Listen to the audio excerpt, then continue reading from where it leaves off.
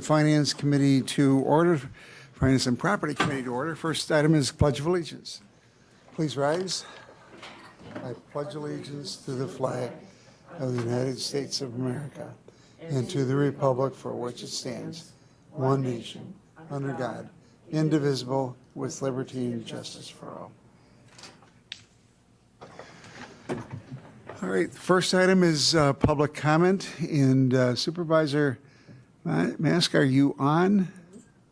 If you Yes, can you hear me okay? Yes. Good.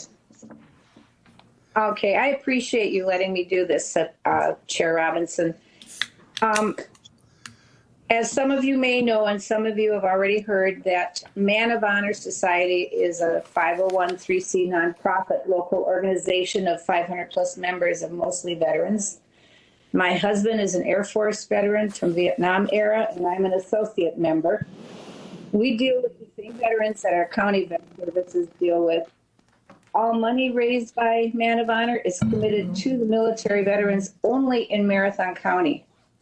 Our biggest fundraiser is this weekend, Friday through Sunday, at the Eagles Club grounds on South 3rd Avenue. So if any of you have time, please stop in for some food, buy some 50-50 tickets, basket raffles, or some liquid refreshments.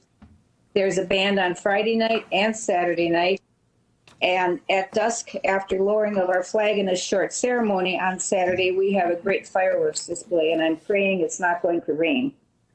Sunday is chicken dinner and a polka band in the afternoon.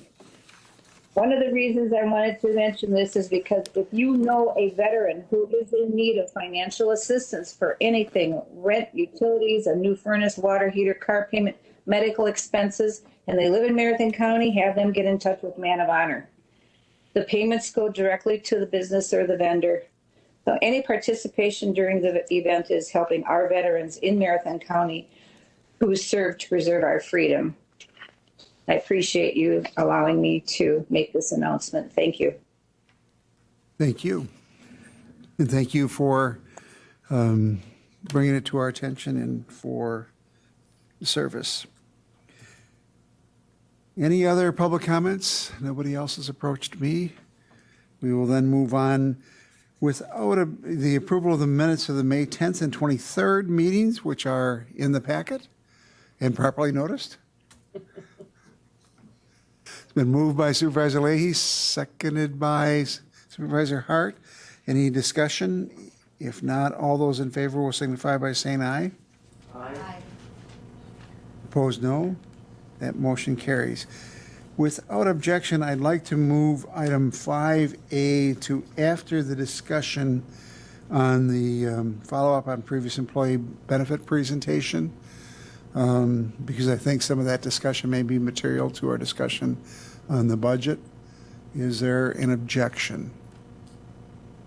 All right. If not, we will then move on to item 6B, resolution to amend the capital improvement project list to add phase A closure of Bluebird Ridge Recycling and Disposal Facility. Yeah. If you could grab a microphone, or Sure. Yeah. This is unique. I'm not used to being first. This is great. well, you were after the pledge in the minutes, and Yeah. So I'll make this brief. I know we have a long agenda in front of us this afternoon. So you should have in your packets a resolution to amend our CIP for 2023.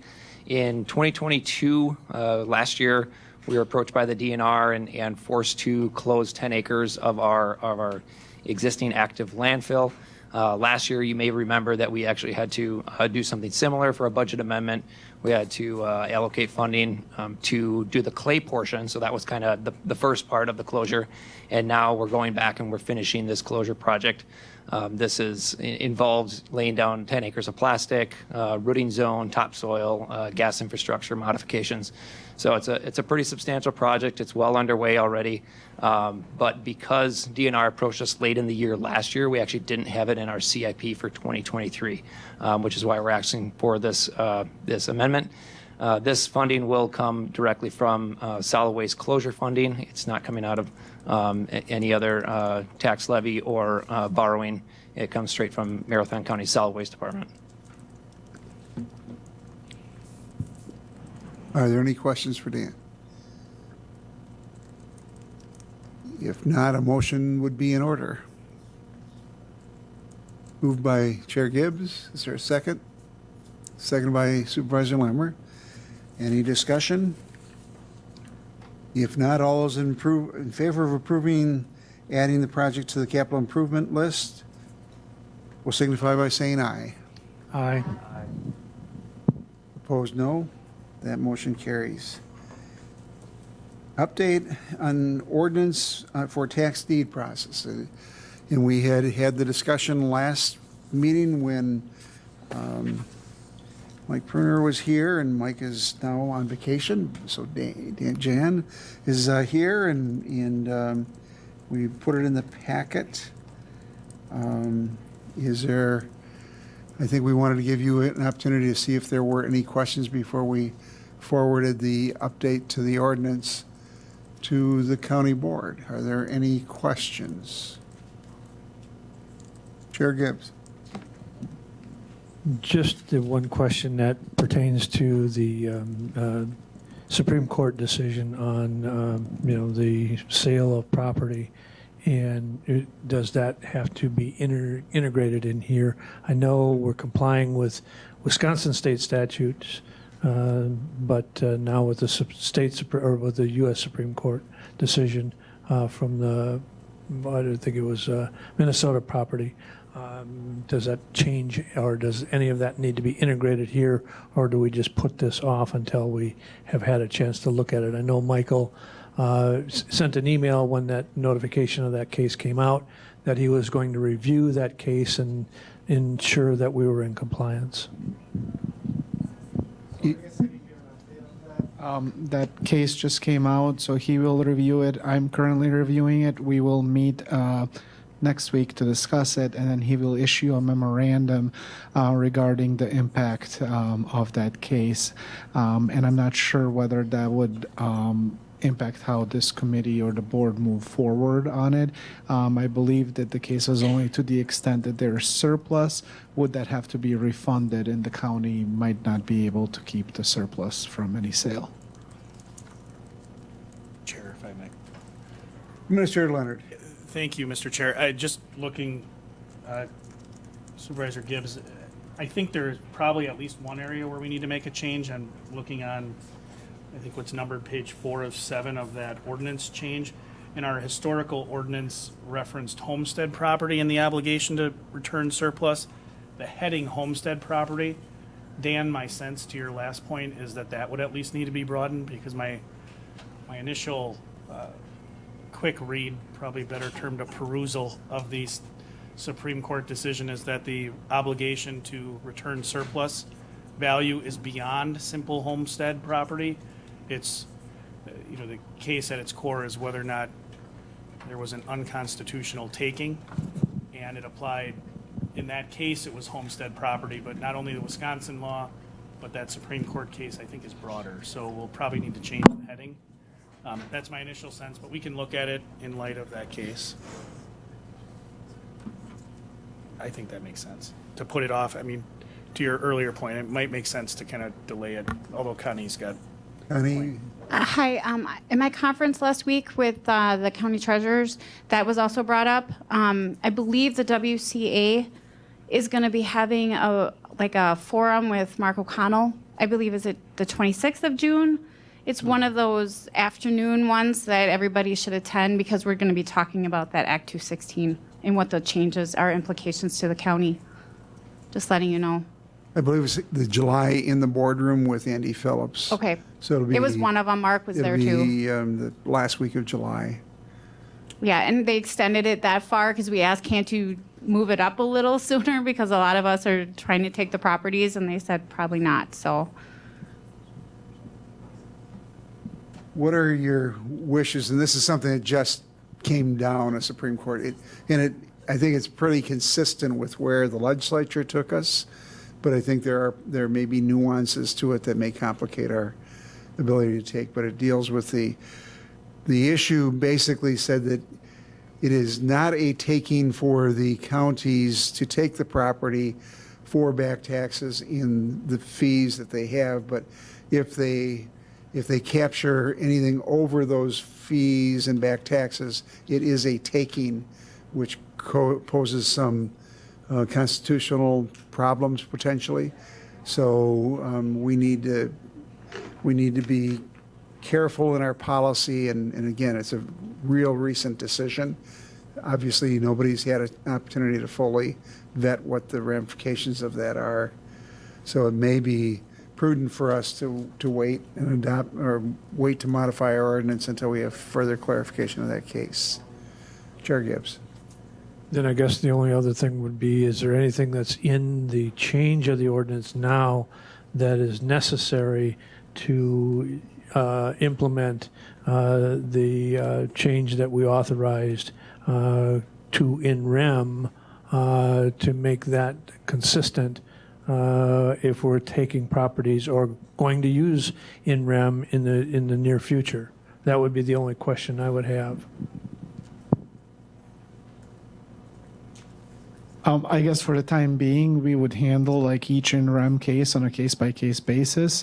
And then once we determine, what the ramifications of the Supreme Court decision are, then kind of plan ahead how we proceed further. I'm not aware of any currently taking place where we would have to like immediately refund the person or otherwise violate the Constitution. The other thing that I will bring up, that if you've looked at the changes, Attorney Purner did request your feedback on the 60-day preference given to the owner and whether or not you would like to continue having that going forward. Chair Gibbs. Well, my preference was, and I think I stated this before, was that we take the 60-day preference out. But I don't know that that was unanimous with the committee. I don't know that we ever had a vote on it. Supervisor Hart. Thank you. I was in agreement as well of taking the 60-day thing out. That was one of the questions I wanted to ask the committee before, if we were to take action today on that. And I think that would just be taking Section B out of that Section 4 then, if we were to do that. Another question within that is there's the exception may be granted by our committee due to mitigating and extenuating circumstances. I had a question on that, is how would someone begin that to ask for that exception? Is that something that's kind of given, or is that something we would have to put in ordinance to begin that process?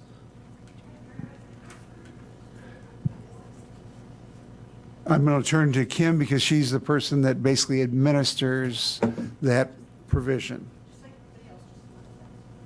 Can you kind of clarify, are you talking about special circumstances for when we would sell the property or when the property would actually be taken? Or when the property would be taken, if it's occupied, and someone wanted to say, I live in here, and for whatever reason, hardship or anything like that, they would want to ask for some sort of exemption or maybe even an extension or something like that. Would they contact your office and then you bring that to our committee? Is that how that? And my main question is do we need to put that into ordinance, or is that just kind of a given already? Well, what we've done in the past when we've had an owner-occupied property is I have worked with Corporation Counsel to enter into a lease with that individual, and it's always been a limited term lease because the occupants that we've worked with in the past have either been in the process of finding another place to live or moving out of the area, something like that. So I think we would have to look at those on a case-by-case basis. And we've entered into those leases where the occupants have paid rent for the 6 months or so that they're planning to still be in the property. It's just been a standard residential lease agreement. They've had to provide us proof of their insurance, things like that. So I think they would probably just be handled on a case-by-case basis. I guess it's up to the committee to decide if that's something that you want codified in an ordinance, and I certainly would have no opposition to that.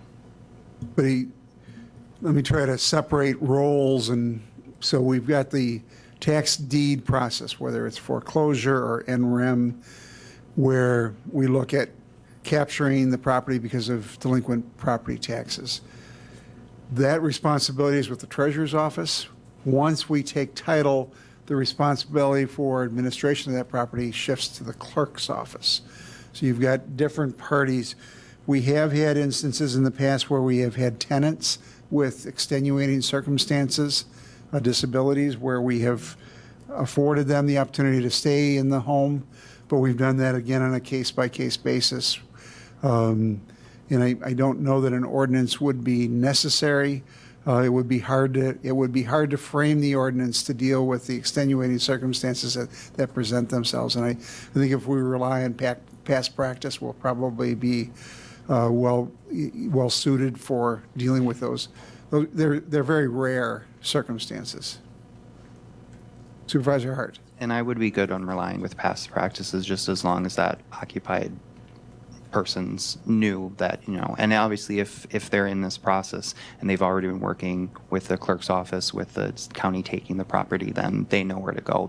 I'm kind of trying to look at it from their perspective of if they're looking for that exemption, are they going to know where that is? But if they're already working with your office, then they would then. Again, they're not working with the clerk on the taking or the tax deed. They're working with the treasurer, corp counsel, and others. So we shift that responsibility, but they would be directed to the clerk.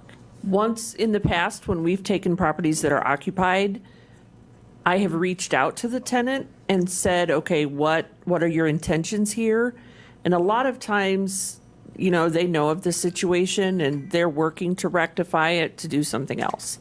So I've reached out to them and said, what are your intentions? And if it's a hardship situation, then I've sat down with, and I haven't worked with Mike on any of these, it was previously Scott Corbett, and we've sat down and gone through them and come up with a remedy for them.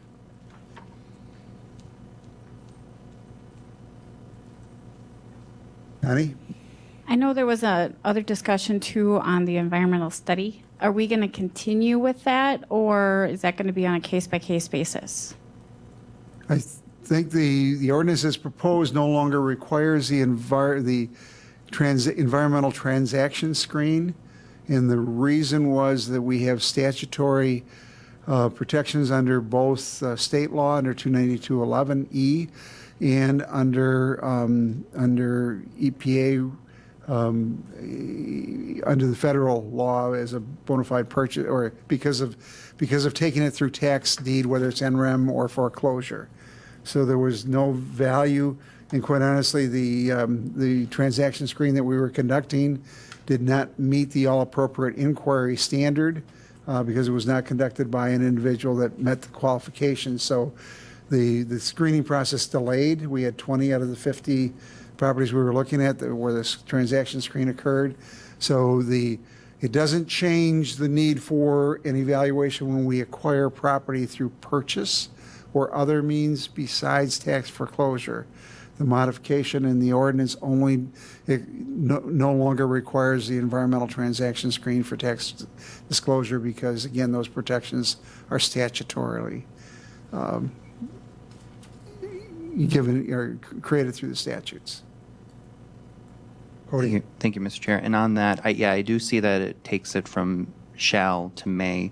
One of the other questions is it gives the possibility to have that done by a contractor if our health department isn't able to. I think one of my questions was, who is making that determination of hiring the contractors at the health department, or is that the treasurer's department? Those provisions apply not only to this, but to all county purchases of property. And we do not use, I don't believe that we've used the health department for our property for the phase 1 all appropriate inquiry standard. In the past, we've tended to go out and look at other consultants. Or have we?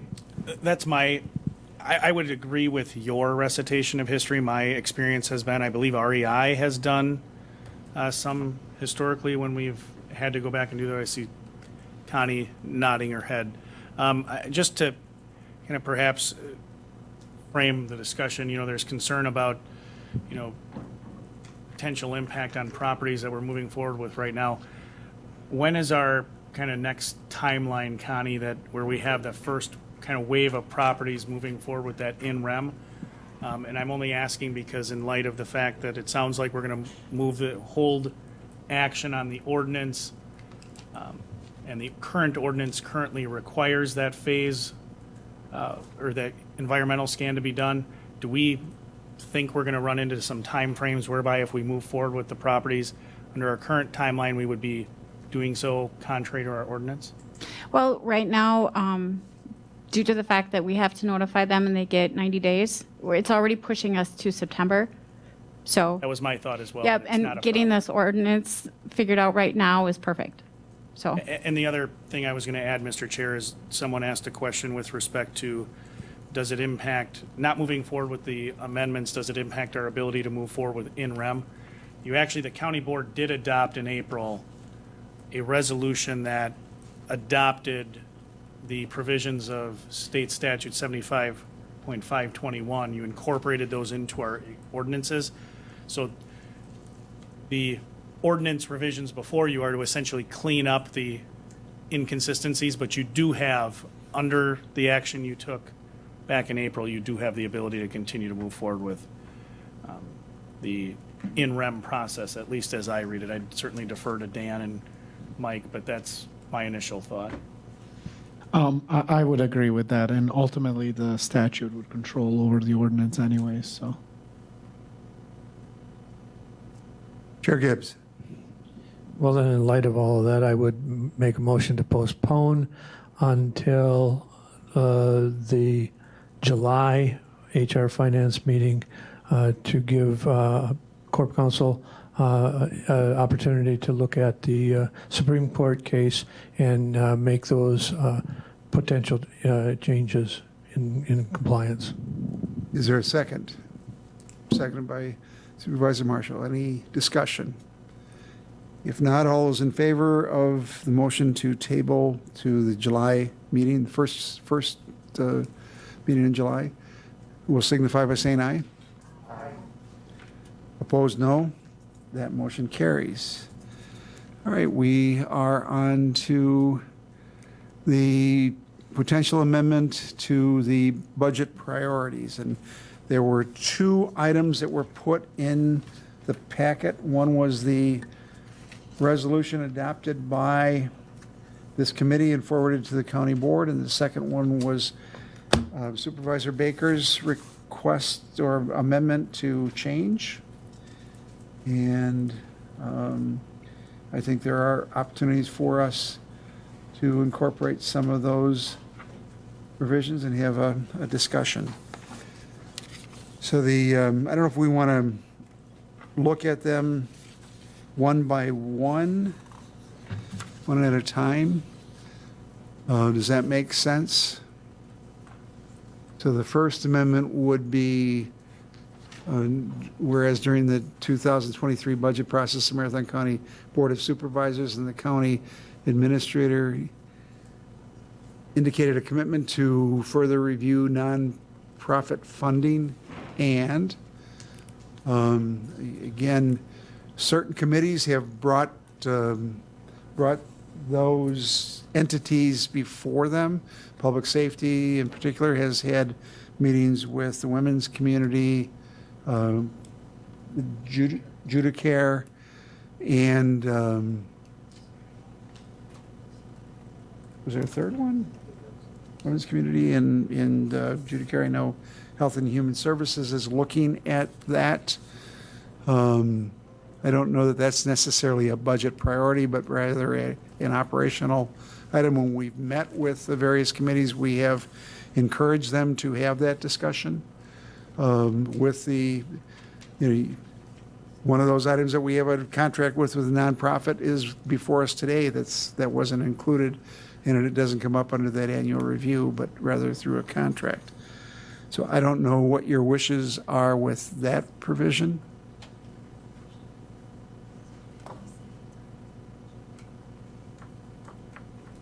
Supervisor Hart. Thank you, Mr. Chair. With this one we're on right now is it talks about the 2023 budget process. And I struggle to add that to a resolution which sets the 2024 budget process because we already talked about the 2023 budget is done and over with. So That would be one of the reasons I would include for not including that first part, just because we're trying to be forward-looking, and the administrator and the county board is currently working on that review process. So I don't think it's productive to add that to a resolution talking about the next one when that's currently what we're doing.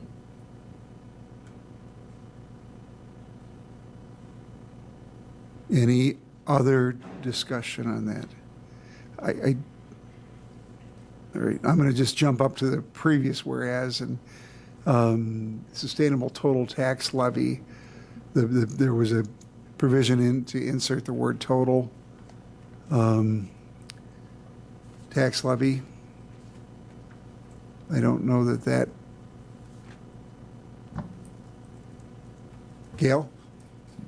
I think the intent there was to look at the levy as a dollar amount rather than as the levy rate. So it was changing the context from a rate to, let's look at the total levy in terms of dollars.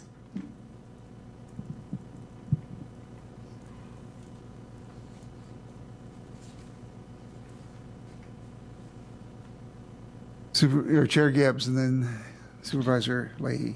Well, the challenge with that is there's parts of the tax levy that are beyond the county's control.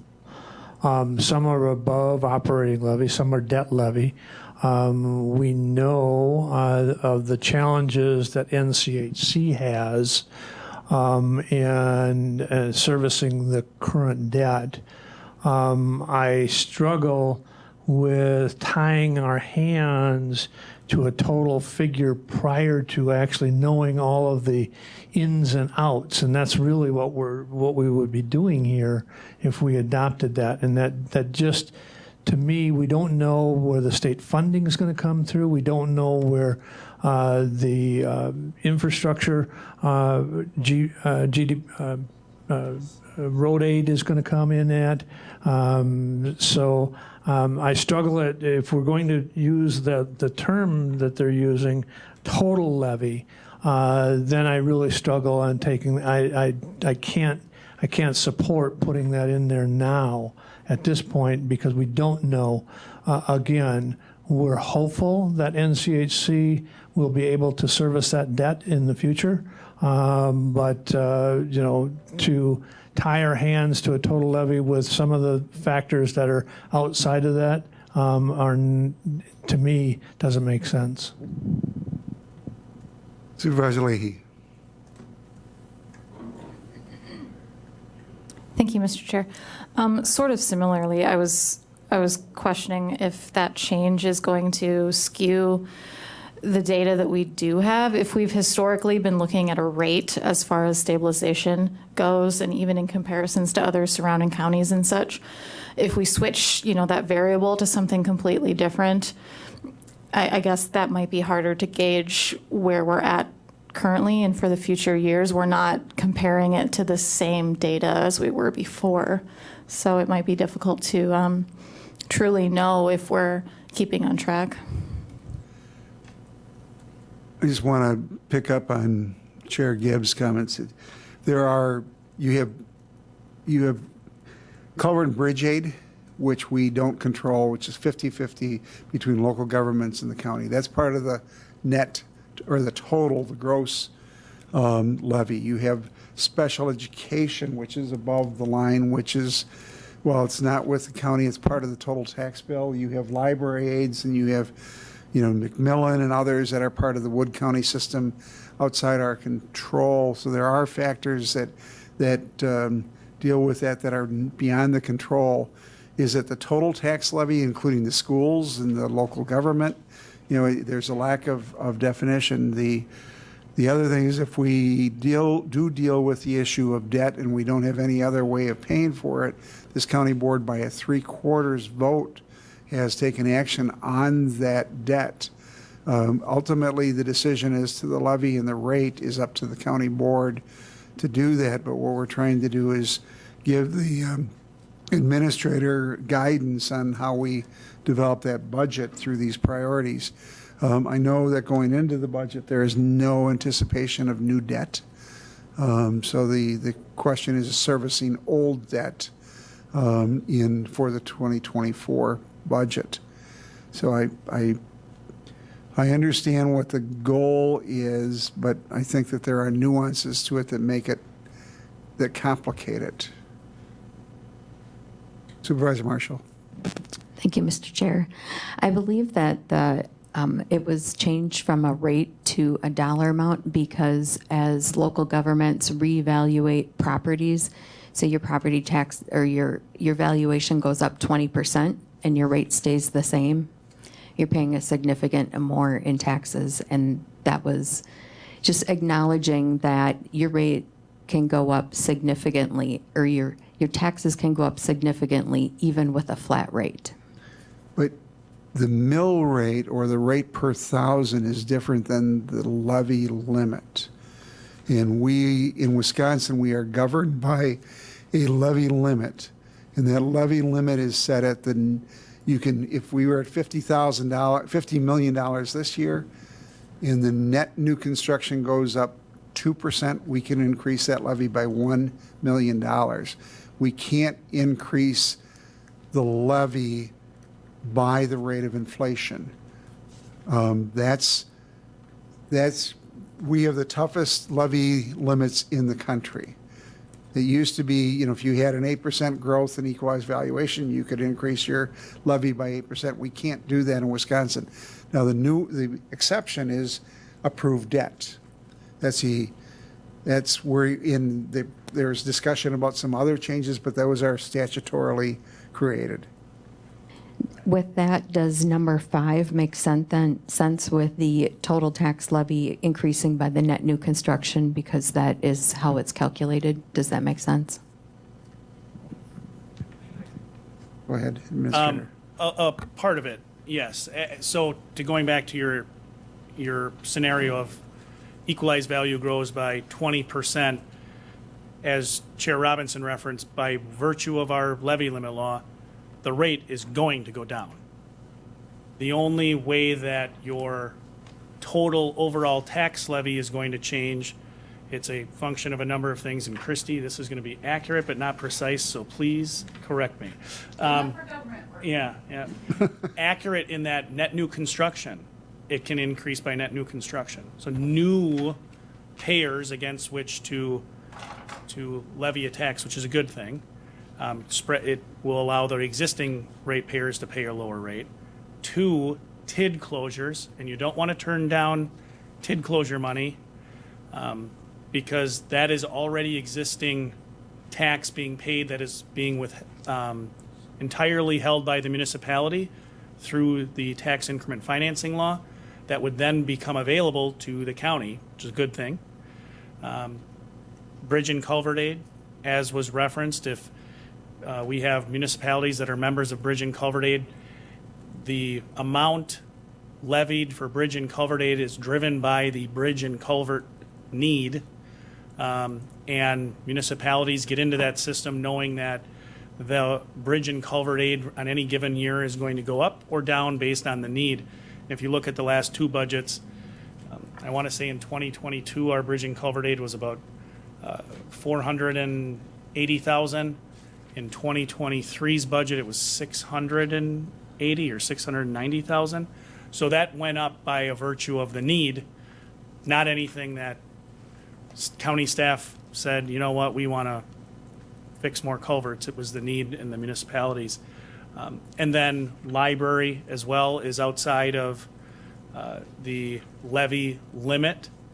It's not something that is under the operating line in the last one, which you don't have. And I shouldn't say the last one. There are still some others. You do have debt, as Chair Robinson referenced, but you also, if you ever chose to create an emergency medical services countywide system, that is above the levy. So those things grow. Net new construction one year could be 2%. It could go down to 1%. But it's a good thing. So my struggle with this, and if you ask my perspective, sustainable total levy rate, if you are looking at sustainable to be consistent or non-growing, that's actually not what you want. I mean, you as a county want net new construction. That's a good thing. You want TIDS to close and capture that money. That's a good thing. Bridge and culvert aid, as was referenced, is outside your control, and your debt levy is going to be what it's going to be based on your ability to service debt through other means. That's all I had. Thank you, Mr. Chair. Christie and then Supervisor Hart. Let me go back to the. If I take a look at the modified 1.5, it says operating expenses, proposed budget, and the limit increase to total in total tax levy to the increase in net new construction. The one item in our budget that is tied to net new construction is the operating expenses. All other portions of the levy are contingent upon a different limit. The debt, again, is contingent on the limit that's been surpassed by a resolution of 3/4 of the county board on the initial resolution, and the bonds were issued after July 1st of 2005. Bridge aid is contingent upon the statute that manages bridge aid, which all towns are in. Villages and cities can be in if they join, then they're in the bridge aid, and that's how that is being allocated. Libraries allocated to those that participate in the county library system, and that's how I would explain it. So the total tax levy being part of net new construction, the things that we tie levy to are the operating expenses. Those are directly tied to net new construction, and several other components of our levy are tied to other statutes. So don't know if that answered it or made it more complicated, but from my perspective, when I fill out the spreadsheets and do the work, those are the types of components I look at and why levy is being created and what the rules are that we stay under based on the state's laws. Supervisor Marshall. Then a follow-up question would be, is it inappropriate to put total tax levy, but if you are increasing the, I believe you said operating expenses, to the increase in net new construction? So would that be an appropriate substitution? Yeah, and I meant operating levy for, and that would be translate to the operating expenses and the things that would be excluded in general from my purposes are library, bridge aid, debt service, and or any other adjustments that are created under the levy law from the Department of Revenue. If I may, Mr. Chair. The one addition I would have beyond net new construction is TID closures. I mean, if you're going to tie it to operating levy, I can't foresee a world in which a county, in light of our current economic situation as counties, would not maximize operating levy to the max extent you can with. Those are added in the calculation from the Department of Revenue. Right, Yep. right. But you'd want your operating levy to grow by TID closures and net new construction.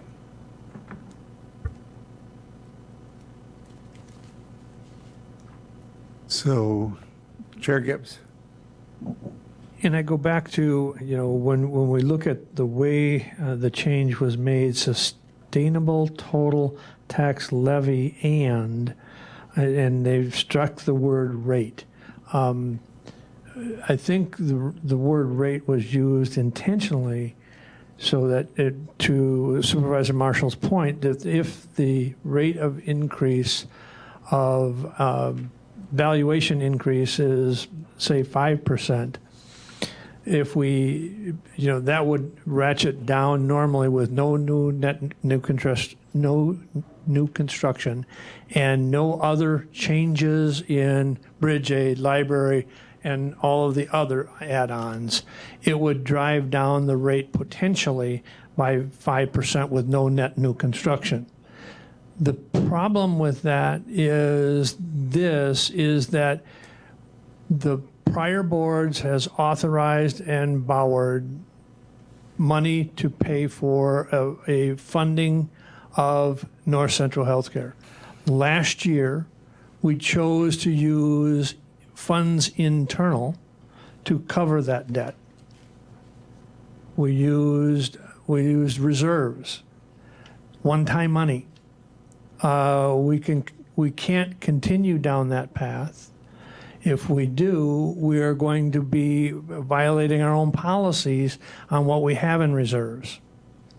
And so I still go back to, it needs to be a sustainable tax levy rate, so that we have the flexibility, if we have to put that levy portion, debt levy portion, if there's some portion that we have no other way of funding it, but still maintaining that tax rate with the net increase in valuation.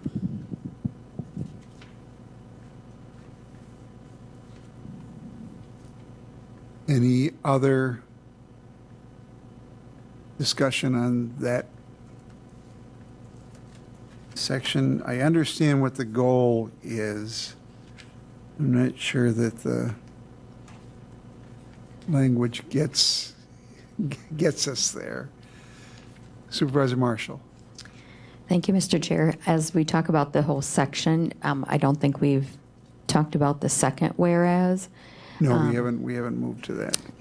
Is that okay to comment on that? Sure. I do think that recognizing our debt management policy is an appropriate add for the whereas. It doesn't necessarily tie our hands, but it does acknowledge that this is one of our policies. So I would be in support of the second whereas that is in red. I would agree, but I would encourage you to read the entire section 1.51 of the it does allow for exceeding that point. The state statutory limit is 5%. The county has chosen to go at 10% of that 5%, except it does allow for borrowing above as long as it does not impact our bond rating. So in its entirety, we have been consistent with that because we continue to have AA rating, and we have not impacted or impeded our ability to go forward going. So I think that people need to look at that policy in its entirety and not take only some of it. I don't have a problem with including it. Supervisor Hart. Thank you, Mr. Chair. I think one of the issues with that is if it doesn't explicitly state the entire section of the policy, this could be misconstrued, as you kind of just mentioned. It kind of cherry picks the language from that section of ordinance in order to make it seem like we weren't going to take on any debt. And then I will also draw attention to the priority one, and I might be mistaken here, but I'm pretty sure that priority mentions that we are not going to take on any debt in this budget, and that puts one of those parameters on there. So I'm kind of, I would be in favor of not including that, just because that is kind of cherry-picked language that doesn't tell the entire story of that particular section. But also it is redundant because we do mention that specifically in the number one priority here.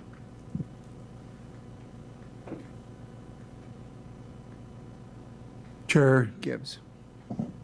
Well, and I don't disagree with Supervisor Hart. If we're going to put in bits and pieces of policy, then we need to put the whole policy in and not just bits and pieces. So either we strike the whereas or we put the whole policy in, which I would agree under, priority number one, capital reserves is already being spoken, and we're going to use ARPA for capital projects and not borrowing.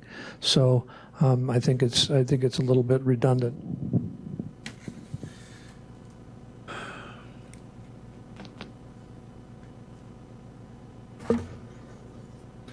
The irony is we're not looking at incurring additional debt for next year, so we won't be doing borrowing. So the practicality of putting it in for a priority for next year is somewhat, we can spend a lot of time talking about things that won't affect the budget, or we can move ahead with the budget because ultimately the county board will be there. Personally, I don't have a problem with referencing the section, but I think we would want to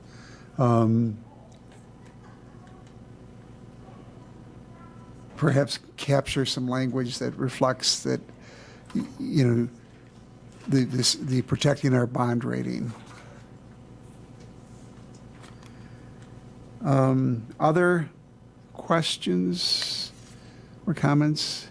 I think there's agreement that we want to limit our borrowing, and again, that's the 3/4 vote of the county board. That's the limiting factor of all members, not members present. Supervisor Leahy. Thank you, Mr. Chair. I'm not sure if we touched on the nonprofit whereas that was right above that, or if we're even pretending to go in any sort of order anymore. But regarding that, I mean, when we're looking at a budget priority document that's really trying to look at those large general things that are going to advise the administrator's budget before it becomes our budget, you know, that seems like such a small, very specific item where we haven't really gone into other similar items in the rest of the document. Furthermore, we're talking about a fairly small amount of money in comparison to some of these other priorities when we're talking about employee compensation and healthcare. So just for the record, I don't think I can support that whereas. And then if we go down to the number 7, I mean, I guess I wouldn't support that either because, again, these are things that are already happening at the committee level. These discussions are being had, and I just don't see that it would be that great of a priority to include in a document like this.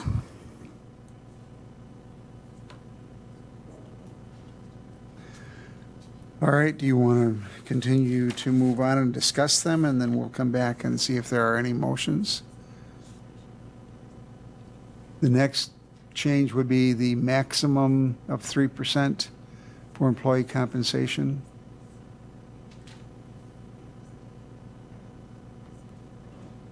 I don't sense that there's any problem with that. Supervisor Hart. Thank you, Mr. Chair. I don't have a problem with it. I wish Molly was here because I would like to find out, you know, where does that put us in the terms of being an employer? I would be okay with a cap, but I just kind of want the expertise. That's kind of, with all of these, that there were a lot of questions when it first came up. So that's kind of why I'd like to rehash or talk about this in committee here. And I think that that's a maximum holistically, not individually, that allows us to react to market conditions and other things. That's how I would look to defer to the administrator and see how he might interpret that. That's how I read it. The way, again, not to rehash stuff that we've talked about at this committee for a great many meetings, but the manner in which we administer our pay for performance plan is that we allocate a percentage of overall payroll for purposes of compensation, and saying 3%, that doesn't mean individuals that everyone gets 3% or people have a maximum of 3%. It's 3% across the board, and then based on performance, we allocate it. So from an administrative perspective, again, you do what you will with respect to setting policy.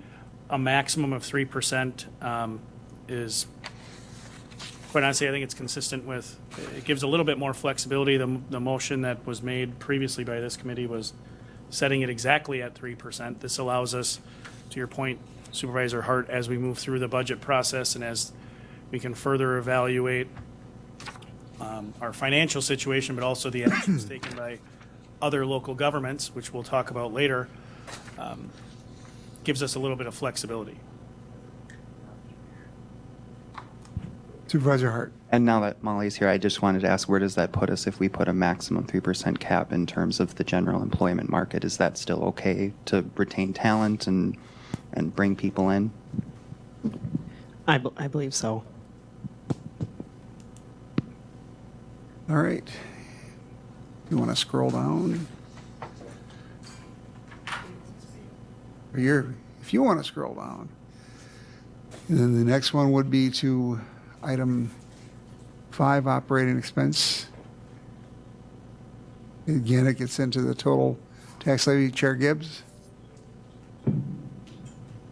Well, I think this is just reiterating what state statute already tells us, and that is net operating is limited to net new construction increase, and that the operating levy is going to be limited by that state statute.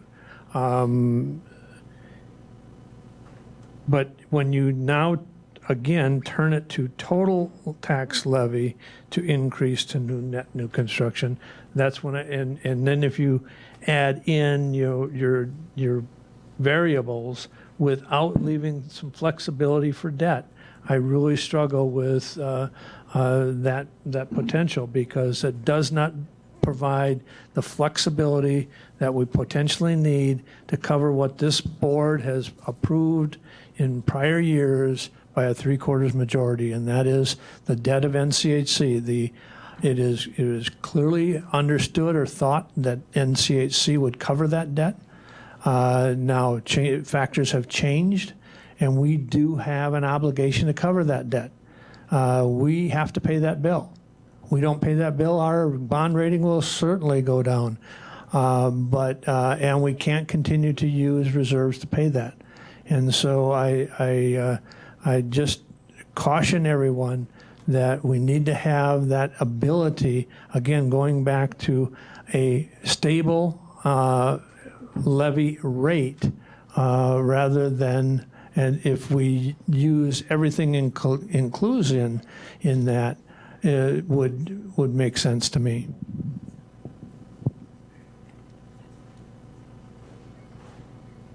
Other?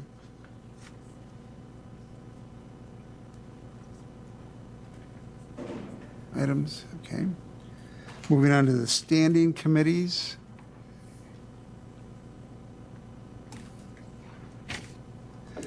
And then we get into the standing committees should equally consider all standing committees recommendations and programs, and that works until there's a conflict. Supervisor Leahy. Again, this is just sort of a statement that seems sort of redundant, considering we've been encouraging committees for months now to be more involved in this process. Again, I'm just not sure that that really needs to be in a document like this. Chair Gibbs. I think it clearly sets up a potential dichotomy where you might have conflicting committees. You might have, and who is the arbitrator? The full board's the arbitrator. So a recommendation from Committee X that doesn't have oversight makes a recommendation to cut the health department's budget by, let's say infrastructure decides to make a recommendation to cut health department's budget by 10%. I'm just using it as a hypothetical. I know it's far-fetched, but you set up a situation where it's not been potentially vetted by the committee of jurisdiction, and it has to and now the administrator struggles with, because we told him that he's supposed to follow the direction of each of the committees, and the full board hasn't weighed in on it. I think the full board has to weigh in on those recommended changes as they come forward and give those directions to the administrator. And that's what this was trying to do, was to set the priorities that the administrator was going to work with. Obviously, he's going to take in direction from each of the standing committees if there's, input from those committees where there's jurisdiction of nature. But I really struggle with putting that in when you set up a potential of conflict between committees if they're going to be all equal in comparison. There's supposed to be jurisdiction of expertise, and that's so I struggle with adding that. Supervisor Hart. Thank you, Mr. Chair. And one of the things that came out of the debate when these proposals came up was that the supervisor who had proposed this had listened to every single committee, and this is what had come out of that. Well, and I also listened to every single committee, just doing my due diligence on this committee, and I didn't hear any of this, but I did hear very specific things. And actually, Chair Gibbs, your comment about the infrastructure committee having input on the health department, that was one of the things I wrote down because someone on the infrastructure committee did give direction on the health department, a very small section of it, but that is one of the things when the infrastructure committee doesn't have jurisdiction over, but when we're in committee, we can talk, we're not just constricted to exactly what is under our jurisdiction. They're kind of given broad ability to speak on anything. So that is actually a real example, and that is a potential hazard that we run into here. I believe the discussion was on CPZ. It was on health inspections. Okay. And CPZ.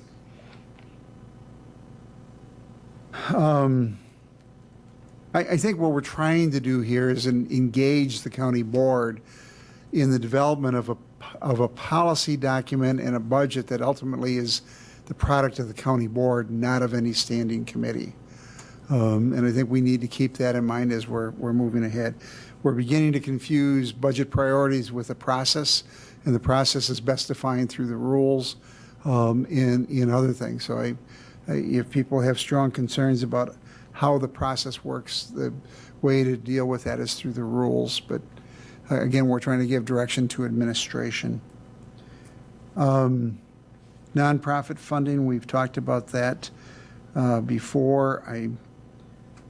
I would just interject that in many of the cases, we are sole sourcing those contracts because they're the only providers. United Way 211, there aren't any other providers that provide that service. With the women's community, there aren't other providers that do that. The Historical Society is the archiver of our records, and in talking to Russ Wilson, the president of the Historical Society, they spend more money on our records retention than we give them. So I think we want to be careful on where we go with these. I'm not sure that, I think we would create a process, and we've moved into a contracting process over the last couple of years where they have to tell us what they're going to do and the value of it. But in many cases, there are not alternatives in the provision of those services. So I don't know. Again, this is, we are looking for the standing committees to review the nonprofits. If there are better ways for us to provide any of those services, bring them in. But do we want to create a process by which there won't be a change in results? Supervisor Hart. Thank you, Mr. Chair. And I believe that process is already going on, and I didn't listen in on this committee, but I believe Public Safety did, you mentioned this, speak about the women's community and Judicare, and I think the outcome of that, and Administrator was probably at that meeting, was that a for-fee service wasn't viable for the services that they provide to the community in regards to the funding that we provide. But I'll defer to someone who was there. If I may. Go ahead. I don't know that I can answer your question specifically. I don't know that the standing committee took any formal action. And kind of hearing this discussion, certainly this is a policy document, a resolution. It's the purview of this committee and ultimately the full board. But perhaps, I do see a fair amount of overlap between what's already happening and the discussion at this committee. And I think the intent of the comments relative to the standing committees within this alternative resolution. Could I make a suggestion, Mr. Chair, of adding a "be it further resolved" section to this resolution that would read something to the effect of, "Be it further resolved, standing committees with jurisdiction over specific nonprofits are called upon to bring formal recommendations to the full board relative to continued funding for the nonprofit agencies as part of the budget development process." I'll just tell you the intent again then would be move beyond the conversation at Public Safety, where my sense was there was consensus of the significant value that the contract with the women's community delivers to the county, there was consensus there, but no formal action to continue the funding. This, through this resolution, would call upon the respective standing committees to take formal action. If the women's community, you have jurisdiction, public safety does under your board rules, take formal action saying, yes, continue, or no, do not. And just to add further context for those of you that watch all of the committee meetings, which it sounds like a number of you do, Extension, Education, Economic Development in July, I believe, is having the Historical Society come and make a presentation and going to be talking about so that if you did offer that clear direction that the expectation is that and the full board were to adopt that process, there would be clear direction.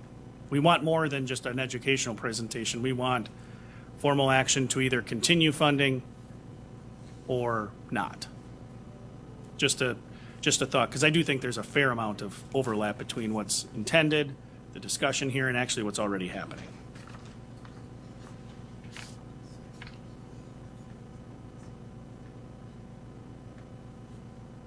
Any other thoughts?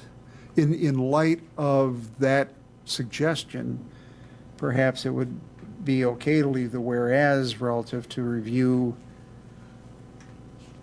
nonprofit funding, and then you could have it, now therefore it would tie into that, so you could leave that if just, I'm looking for an opportunity for us to show that we really did take these proposals seriously, and then you could address that through that recommend, or now therefore be it resolved, which is really your action item.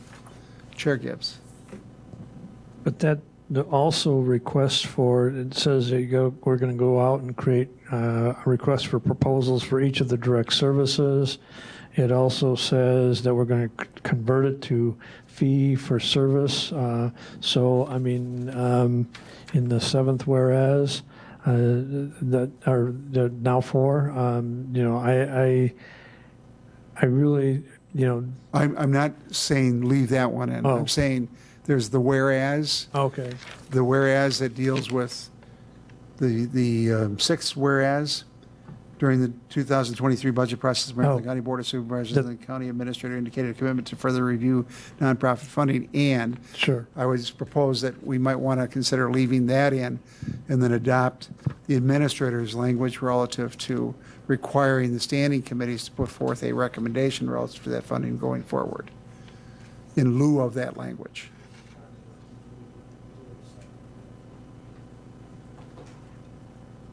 Just for discussion.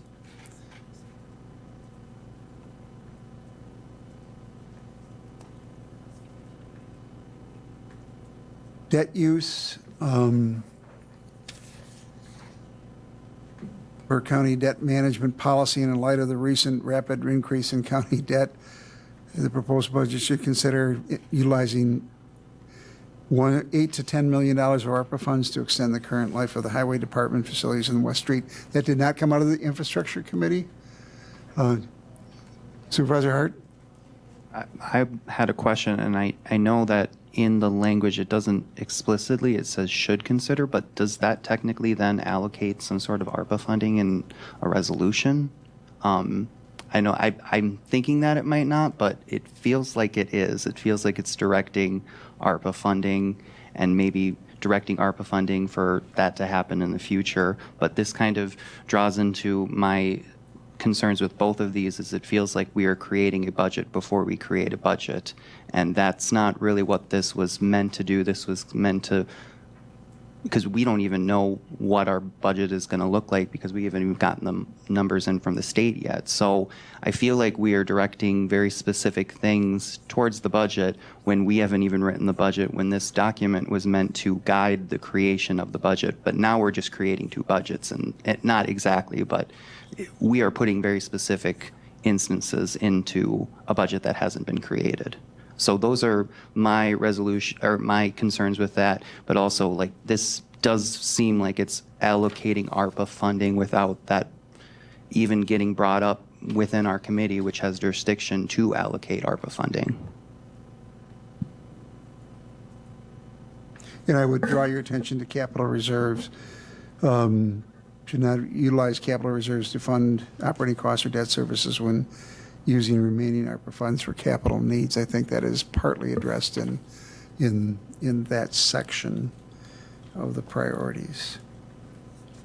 The final, the amendment proposed for the be it further resolved that the mandated and discretionary services report the rates and fees documented in the 5-year departmental expense and levy document during, I think that's a good suggestion.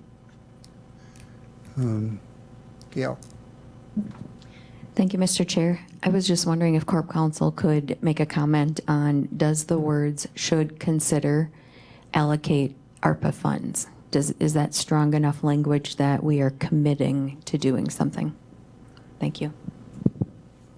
Should consider, I would not say that it's allocating ARPA funding. It's only a consideration, so there's no action that's required by that language. So my opinion is that it's not binding.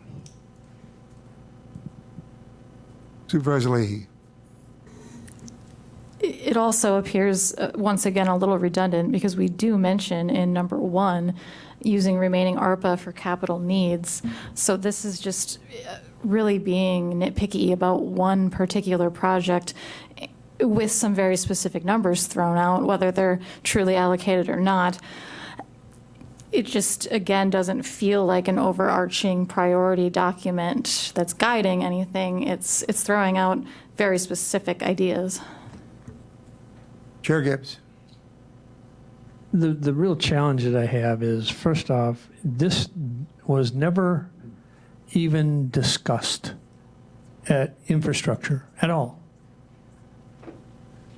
This idea of putting $8 to $10 million of ARPA in a modification of a facility out there as to whether or not that facility is then going to be useful for an extra 10 to 20 years is an idea by a supervisor that has not been vetted by the committee, looked at by the committee, or recommended by the committee of jurisdiction.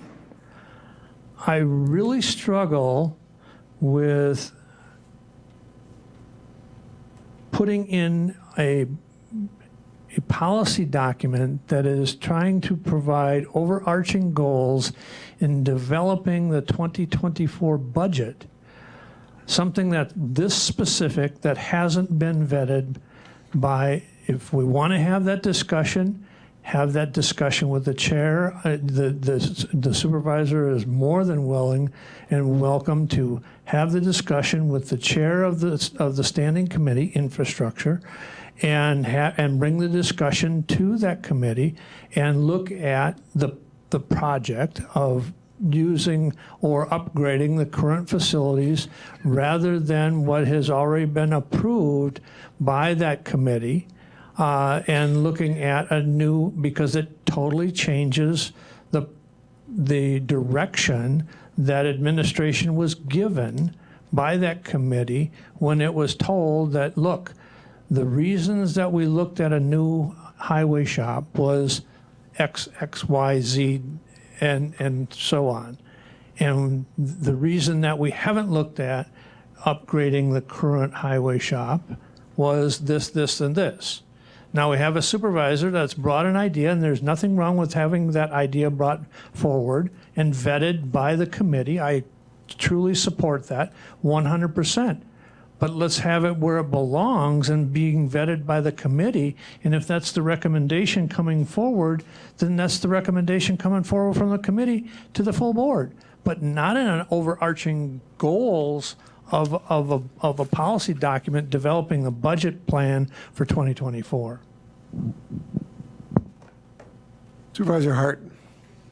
Thank you, Mr. Chair. And I feel like Chair Gibbs is about to send me down a tangent. But on that direction, I mean, all of the supervisors have the ability to attend any committee.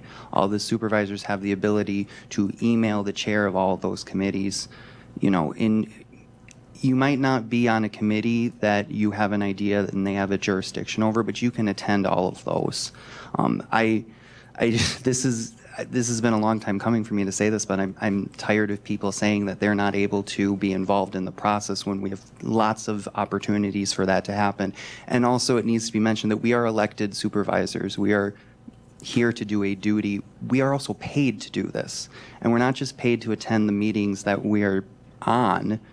We are paid to do our due diligence, to go beyond that, to listen to those committees that we might have interest in, to contact the chairs, to ask those questions outside of just what we are on. So I want to reiterate that by asking the full board to be more participatory towards this process, not just within the committees that you're in, but in all of them, even if you're not able to attend those committees, even if you're not able to listen into those committees, even though, in my opinion, you shouldn't have taken the job if you weren't willing to pay attention to everything that's going on. But the ability to do that is here, and I'm asking for everyone to continue to have these discussions within those committees of jurisdictions, mostly because those discussions in those committees, we have the staff within those jurisdictions that can provide that guidance here. So just, that's kind of my tangent. Thank you. All right, how do you want to proceed? I think there were some areas where we agreed that some of the changes could be left in. There were some suggested changes. Administrator Leonard had put forth another, now therefore be it resolved section relative to nonprofits. I think that we had some agreement on the leaving the whereas relative to nonprofit with that provision in there. We agreed that the maximum of 3% I didn't sense any opposition to those. Were there any other areas where there was no concern? Or were those the two?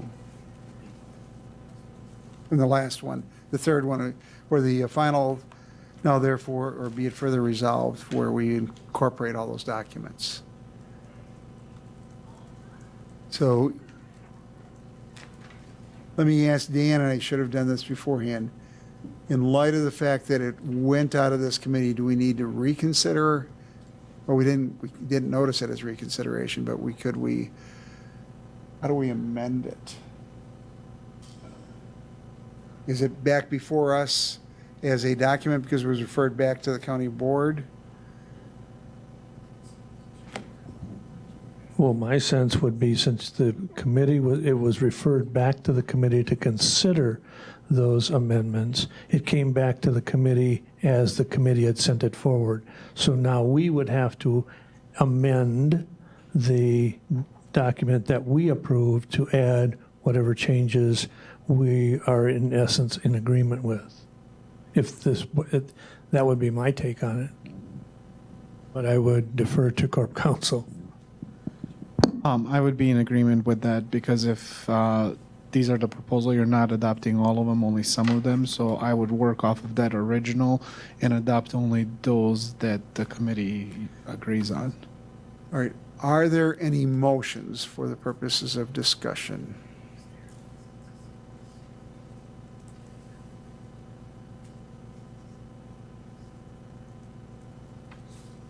I would need a motion if we're going to amend it.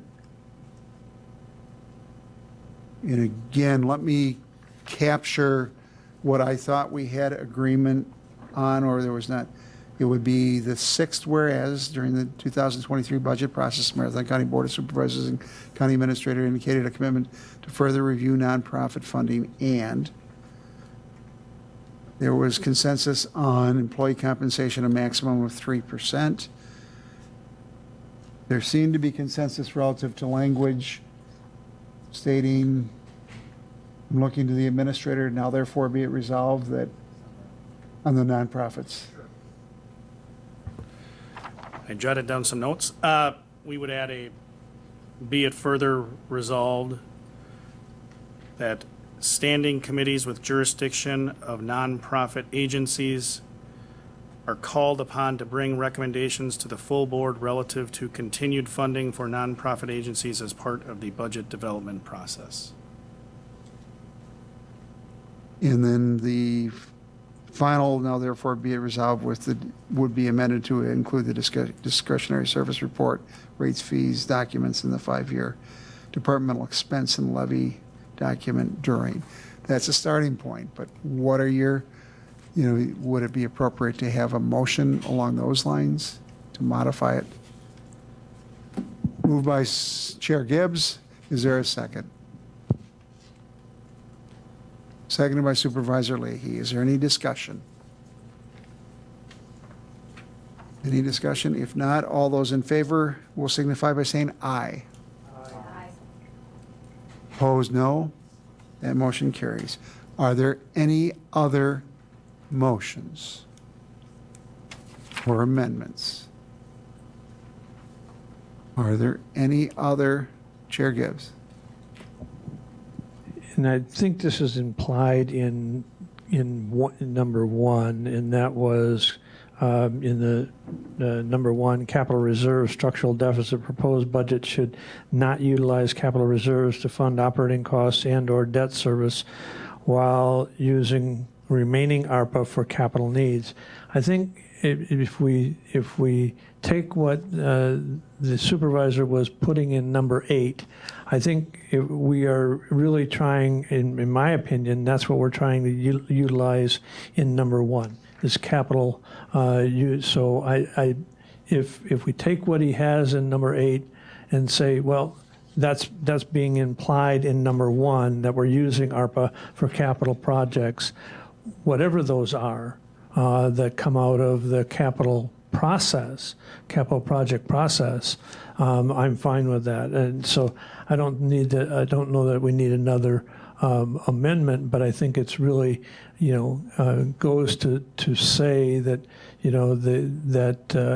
being a specific project, no, but using ARPA for capital projects is what was spelled out in number 1.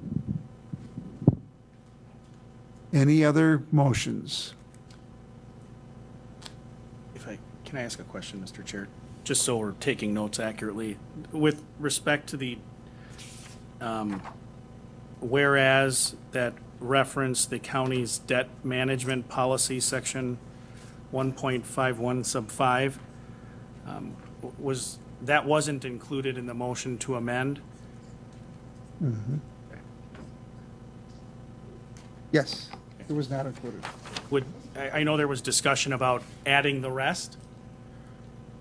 In this, if you want, I can read you what the rest of that. Okay. Okay. Understood. Happy to do that if you want it.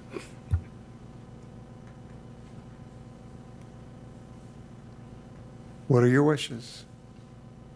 Another option would be whereas Marathon County has established a debt management policy under section 1.51 parent 5, period.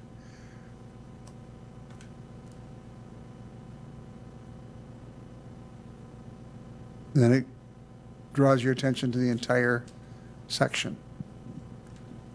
I'll make the motion to include the Marathon County's debt management policy, section 1.51, parent 5, referenced. So would that read Marathon County has a debt management policy under section? Yep. Okay. Is there a second? Seconded by Supervisor Marshall. Any discussion? If not, all is in favor of including that as an amendment will signify by saying aye. Aye. Opposed, no. That carries. Anything else? Supervisor Hart. Thank you. I was going to make a motion to move this resolution to the full county board as amended. Is there a second? Seconded by Supervisor Leahy. Any discussion? If not, all those in favor of advancing the resolution as amended to the county board will signify by saying aye. Aye. Opposed, no. That motion carries. Thank you for that discussion.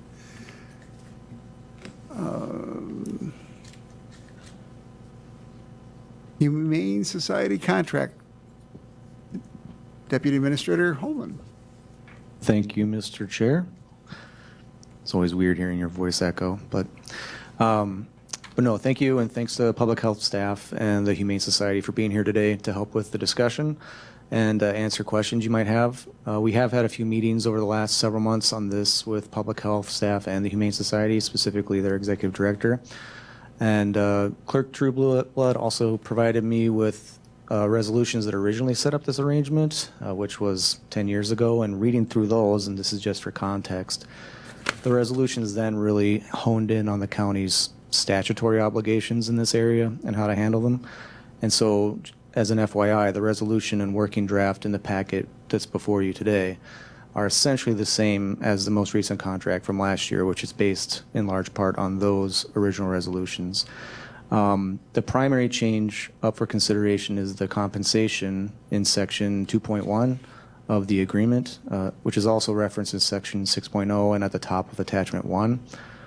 Lisa Letterman, who's the executive director for Humane Society, she's here to speak to that and their experiences and why an increase is being asked for. It's also important to note that this is a somewhat of a complicated area, specifically with funding, because the dog license fund is something that is the primary source of funding for this. And this was discussed 10 years ago as well, the complications that are involved with how do you generate revenue within that fund so that you can cover the costs of the services being provided.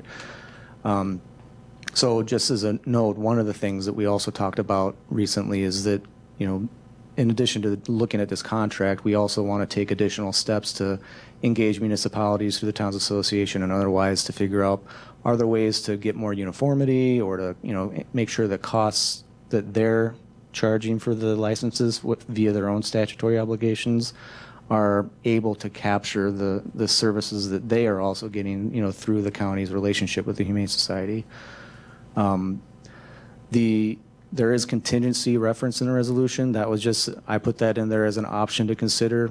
I don't know if there's a better way to look at it or a better source, but the reason I put it in there was because this is one of the county's statutory obligations, and so it might be something that's just of a 2023 solution, whereas we would try to address some sort of additional levy source or some other funding source within the budget to account for an overage if there was one that occurred. Past practice seems to have looked at an average of funds brought into that dog license fund to establish a floor for quarterly payments. And the annual cost is driven by the experience of whatever happens. And so since some factors are hard to predict, like how many licenses will be sold or how many animals are brought in for quarantine, it is a bit challenging outside of using that average to set a floor for quarterly payments. But we do know that, whether there's a floor or not, the county's costs are tied to what happens year to year. And the statute, which is also referenced in the resolution or at least in the agreement, still requires the county to give whoever's providing those services any remaining funds that are above $1,000 in that dog license fund to them by March of the following year. And I think Clerk Trueblood, and I'm sure Christy has some more experience on this. This one's relatively new to me, obviously, since I'm still the new kid on the block. But that's essentially, why it's before you today in terms of how do we essentially continue services for this year, account for what's happened, and then also get input from you in terms of how we want to maybe look at the funding and how it's done, or also how to address sort of that situation where if the dog license fund for whatever reason doesn't cover the costs, then where would the committee prefer we identify funds to cover those costs?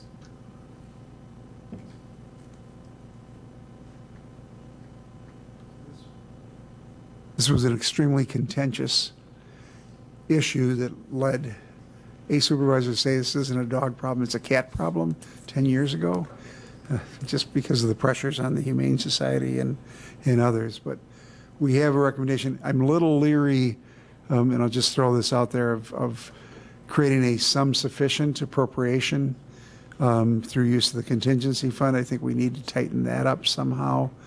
because we deal with some certain appropriations, unlike the legislature and others, we have to do that. So do we have an idea, projection, Christie, based upon revenues to date, and what the shortfall might be and what that contingency fund appropriation would be? The budget's 77,000, so we're in a hole, we've been in a hole since 10 years ago. So how do we fund, if we budget 77,000, how do we fund that if we're in the hole? It's in and out a balance sheet account. It's in a balance sheet account because it's dog licenses, so there's a multitude of things that go in there, and this has not been resolved since that time. We continually pay the contract, but don't have additional source of funding to support the contract based on our required obligations. So can we continue that way without creating a sum sufficient appropriation from contingency, and what were the ramifications of that? I don't know what the cost would be because there's other costs that we also are charged that come from other areas. In the case of a quarantine, or if the county has to help animals, we also have other payments. So I guess as long as we clarify what we're actually going to be paying for out of the fund, we could make that happen. But there are other additional costs that we do work with you guys on in regards to quarantining animals, and sometimes we get them because other people can't take care of them. So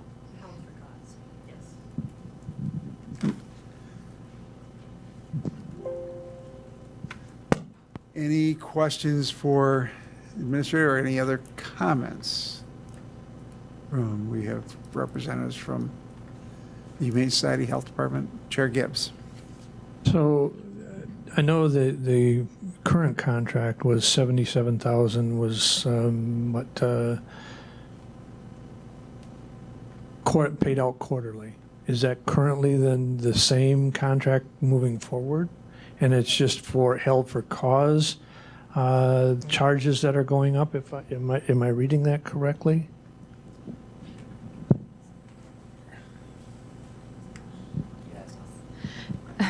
Okay, thank you. I'm Lisa Leiterman, by the way, the executive director. We are proposing changes to both our daily rates for strays and the rates related to held for cause.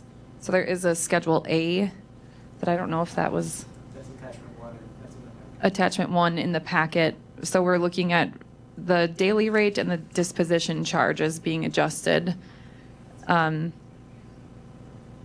perfect on attachment 1.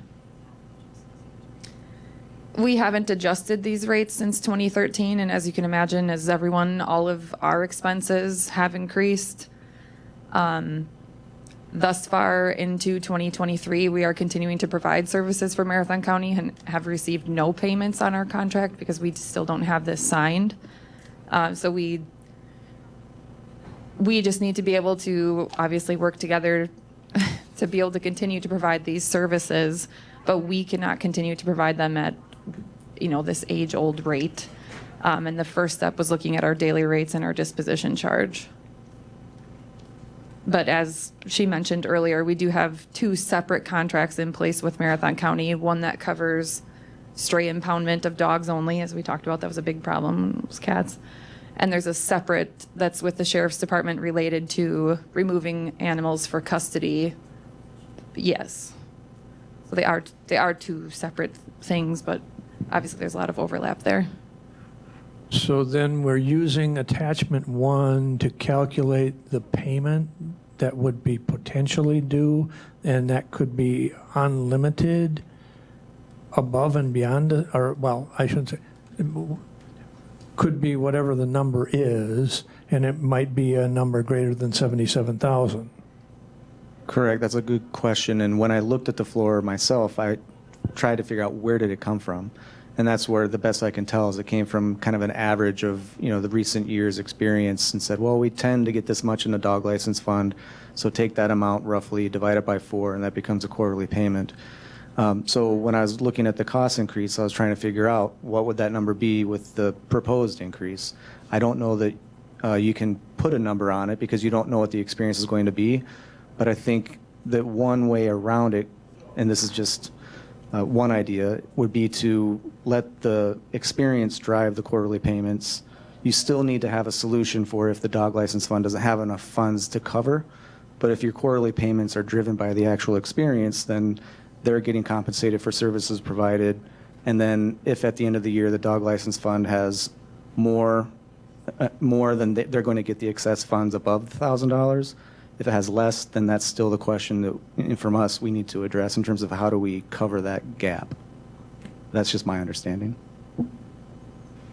So currently, the $77,000 was being paid quarterly, but was the Humane Society calculating under attachment 1 what the costs were for strays and to quarantine out of that, because that's held for cause and that's totally separate, but just for strays and then disposal of those if they were over the top? And did the county receive a bill for anything over or above the calculated 77? So I have a document that we used in the past that I would have to put together for 2022 to show what you're asking for. We have never billed for over 77,000, no. But is that what you're proposing that you would be doing moving forward? That our costs are greater than that, yes. So for the then current we put, services. then what we would be, historically, we've paid the 77,000, and the Humane Societies, if there was a deficit, they made up the deficit themselves. Right. And if there was an overage, it kept the overage, because we said that was the floor minimum. Right. For cause was a separate billing, and those are always billed separately because they're held for cause. But now we're being asked to provide 77 minimum and potentially a number higher than that. We don't know what that is. Correct. And what you suggested I don't know how that works for either of our budgets, because as you just said, an open-ended amount, that doesn't serve me either when I'm preparing my fiscal year, and ours is different. Ours isn't a calendar year. And this is just the very beginning of these discussions of just, again, knowing that all of our costs have increased and we have a service to provide, but what does that look like moving forward? And kind of... No, I'm not diminishing that your costs have increased. I clearly understand that. Okay, great. 10 years, you can't do the same thing that you did 10 years ago for the same number. I get that, but at the same token, I can't sign an open-ended contract without any expectation of where that limit is. And historically, the Humane Society hasn't billed us if there was a shortage based on the number of animals taken in. So we're heading down a road that's different than we are currently on or historically taken for the last 10 years. And I understand the need to look at that. I clearly do. I need some kind of expectation as to what that number is going to be, and because we're going to have to set some kind of amount allocation aside for whatever that is. I understand the held for cause, and that's unknown, and it's going to be what it is. We have to do that. If there's a rabies case, there's a rabies case. I get that. I struggle with trying to figure something that's unended, that's open-ended, that historically we haven't seen the number for. So I would ask the question, because I think there's confusion. We have in essence, I'm trying to get the correct title. The agreement, which calls for a payment of $77,000, and then we've got an attachment.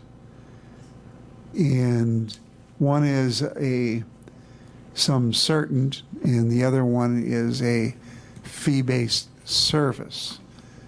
So what are we approving? Are we going with a contract for a fixed amount, or are we going for a contract on a fee for service for services provided?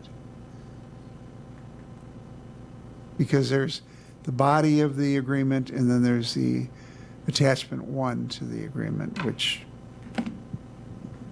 And if you read attachment 1.0, the following rate structure may be used for informational purposes only to calculate the actual costs.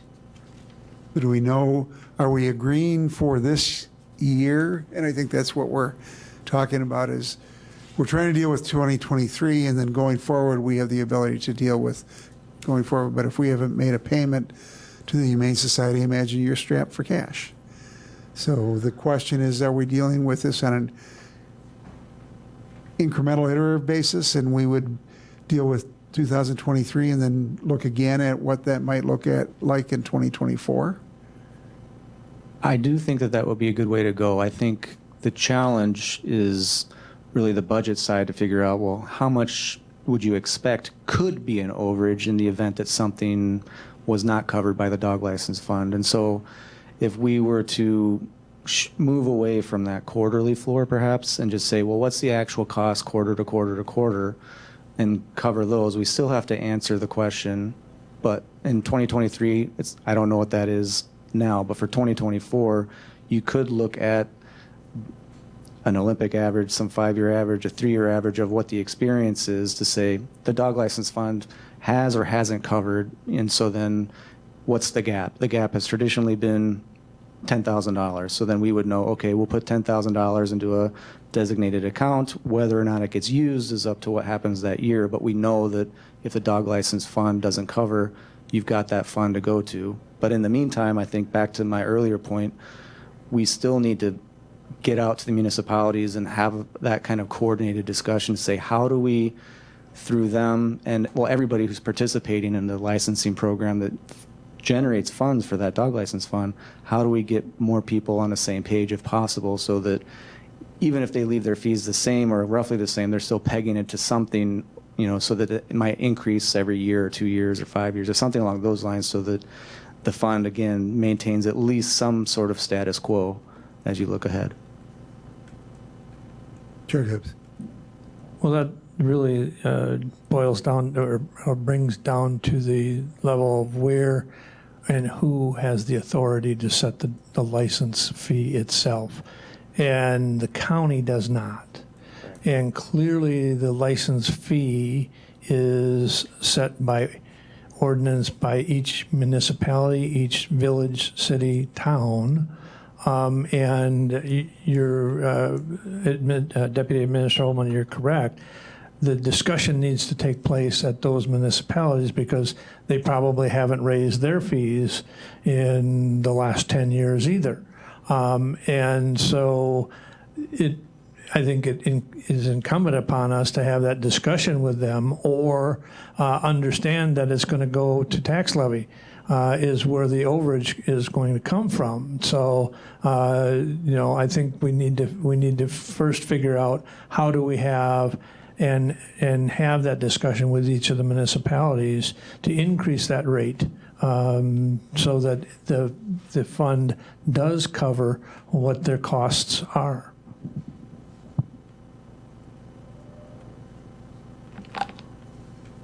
Yeah, I 100% agree.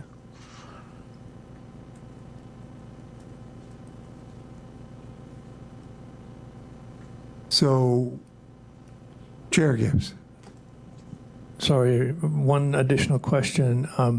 Is there some way that you could take at least maybe historically what happened in 2022 and run those through the new funding formula and see what that number is, so that we as a committee have some kind of idea because historically we're with the fixed $77,000 that was being paid, the county was using or was making up the deficit from the license already, and that's just from the documentation that we have. So I guess I'd like to know what we can anticipate that might be for 2023 based on at least 2022 or 2022 and 2021's numbers before we actually move forward?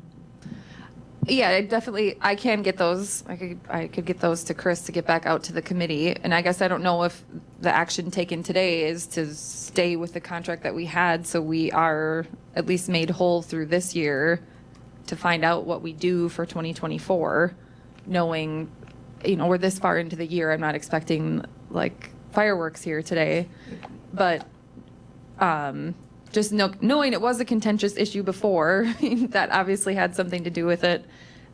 But I think having this good conversation now, getting something signed, and yes, I can provide that additional information if we can keep this with the committee, knowing, in 6 months, we're going to be in a position to, hopefully 5 months, because we're going to have the contract signed before 2024, to be in a position to be having this discussion again with more detail, I guess. But yes, I can get that to Chris. So let me just summarize what I heard is that we could look at basically continuing the contract at $77,000 for 2023 while we evaluate cost implications for a new contract in 2024. For it to be meaningful for us, we would need to know what those numbers would look like September-ish. If I can, we'll incorporate that into the budget. So I think Chris and the Humane Society representatives that are here, we're going to build a funding strategy for the gap so you can approve that as part of your budget. So we'll bring that to you. You won't have the kind of concern you have now, which is how much are we likely to have to find a funding source for. We'll have just like out-of-home care days, right? Something that you as a county board talk about every year, just like placements in the jail, your jail census. We budget expecting a number. But if the number comes in more than, we have more people, more children placed out of home, we don't get to say, hey, foster parents or residential care centers, we're not paying. We have to pay, we have a built-in funding source for the budget. So I like the strategy, sounds good, and we can probably come up with an answer quicker. But I think, incumbent upon that is knowing what the shortfall is so that we can have the discussion with the municipalities to be able to increase the fee to be able to secure the funding needed long-term. If I can add one thing, I think, and I'm sure this was discussed when I left the room, so I apologize if I'm being redundant, but, also, it's not just the fee that the municipalities are charging, but making sure that people are getting their dogs licensed, right? It's a strategy for both things. Mm-hmm. Making sure that there's a more true cost piece on the license side, but also that we're making sure people are getting their animals licensed. All right, what are your wishes? We have a resolution before us that I think we might want to consider but amend, particularly as it relates to the last whereas and the use of the contingency fund. Nothing stops anybody from coming back in the county from going to the contingency fund should there be a shortfall. But I think that the way this is worded, it creates that some sufficient appropriation without any further action. And this committee has a contingency fund of its own of $50,000 that we have not tapped into yet. So we could do that without the need to go to the entire board. So we could do that quickly should we need to do that. If that makes sense. Chair Gibbs. Christy, when do we know what the dog license fee fund brings in? I just did a quick look from 2022, and it brings in just a little over, based on the 2022, and that's just looking at them, so it's not verifying what actually came from the municipalities. It's a little over 77,000, but then there's also the additional about $6,000 in fees, tags, and et cetera. So, yeah, but it's the accumulated amounts. So as far as the licensing go, it gets. When do we know, when do we have a final number? The license fee is collected with the property taxes from the municipality. The property tax have been collected from the municipalities, and the licensing obviously is supposed to happen throughout the year as people get a new puppy or a new dog. But when do we settle with those municipalities to get those funds? That I do not know. I do know that we're receiving them throughout the year. I'm just looking at 2022 data. So I do see some final settlements even towards the end of 2022. In the packet on page 41 is our experience for 2017 through 22.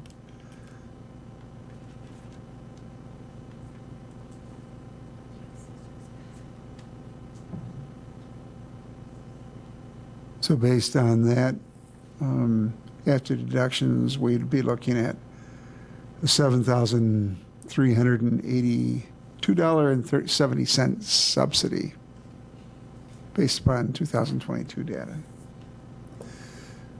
So we could, if that were to carry over, but there were years where there was higher, and we had more income. Chair Gibbs. Can we do a budget amendment once we know what the license fee comes in at, and if there's not, I mean, obviously the bulk of it comes in January, February, March when the property taxes come in, I'm assuming. Is that correct?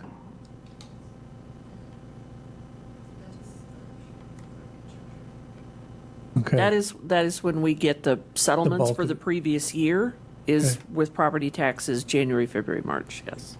So then why don't we wait till we figure out what the difference is, and then we can make sure that we can honor the 77,000 guaranteed, right? Is what we're looking at to do. So could we do this in our, I'm thinking out loud and throwing something out loud for consideration.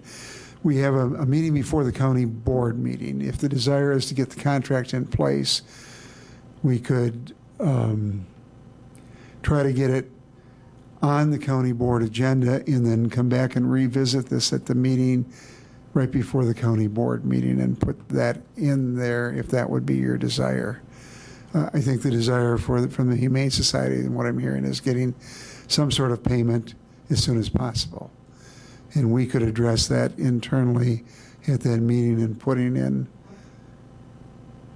we'd have to figure out where the funding would come from, but we would know what the dollars are for this year, Kim? For last year, we won't know what the dollars are for this year until next January, February, March. Can we use last year's as the base for doing that? Does that make sense? Just thinking out loud.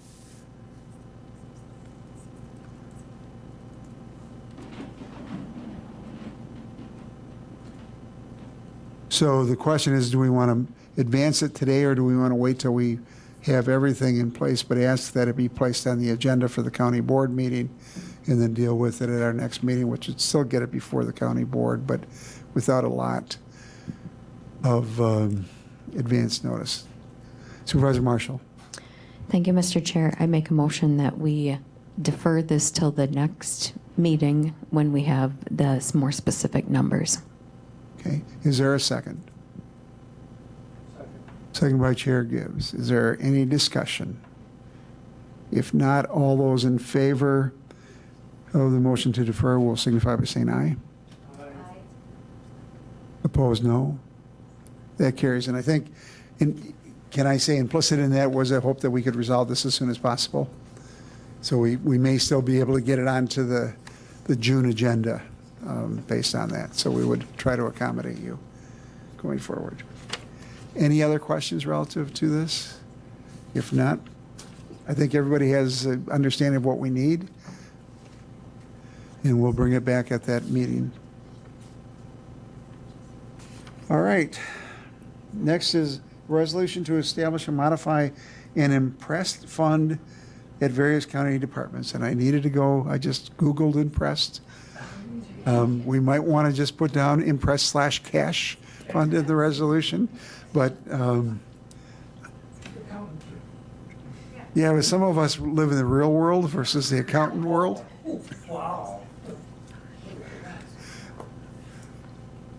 This Just an is just a we actually had several departments just in the courthouse, and for whatever reason lately, we've just had the inability to make a small bill change. And when we took a look, they have had the same dollar amount in their drawers for quite a while. For example, I believe Kim's marriage license 55, 45. Marriage licenses are $100. Oh, well then you. It's passports that you're getting that 35. Passport, Yep. 35. So you bring a $100 bill in, your charge is 35. We just have a lot of that. So we went out, asked the departments within the courthouse where they're at with change. And we would like to just make an amendment to increase the amount they have in their change fund. The treasurer, that's to make change when Kim runs out of small bills. We change those out. The treasurer has 2 drawers. The county clerk has 1, and the register of deeds has 1.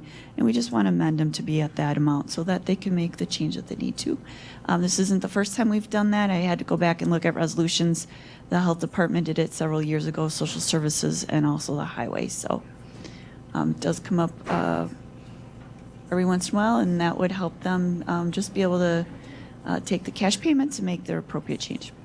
Chrissy, how does this fly, or how does this, the audit a couple of years ago talked about some of our cash funds and petty cash funds. How does this policy reconcile with that, with the concerns that the auditors had?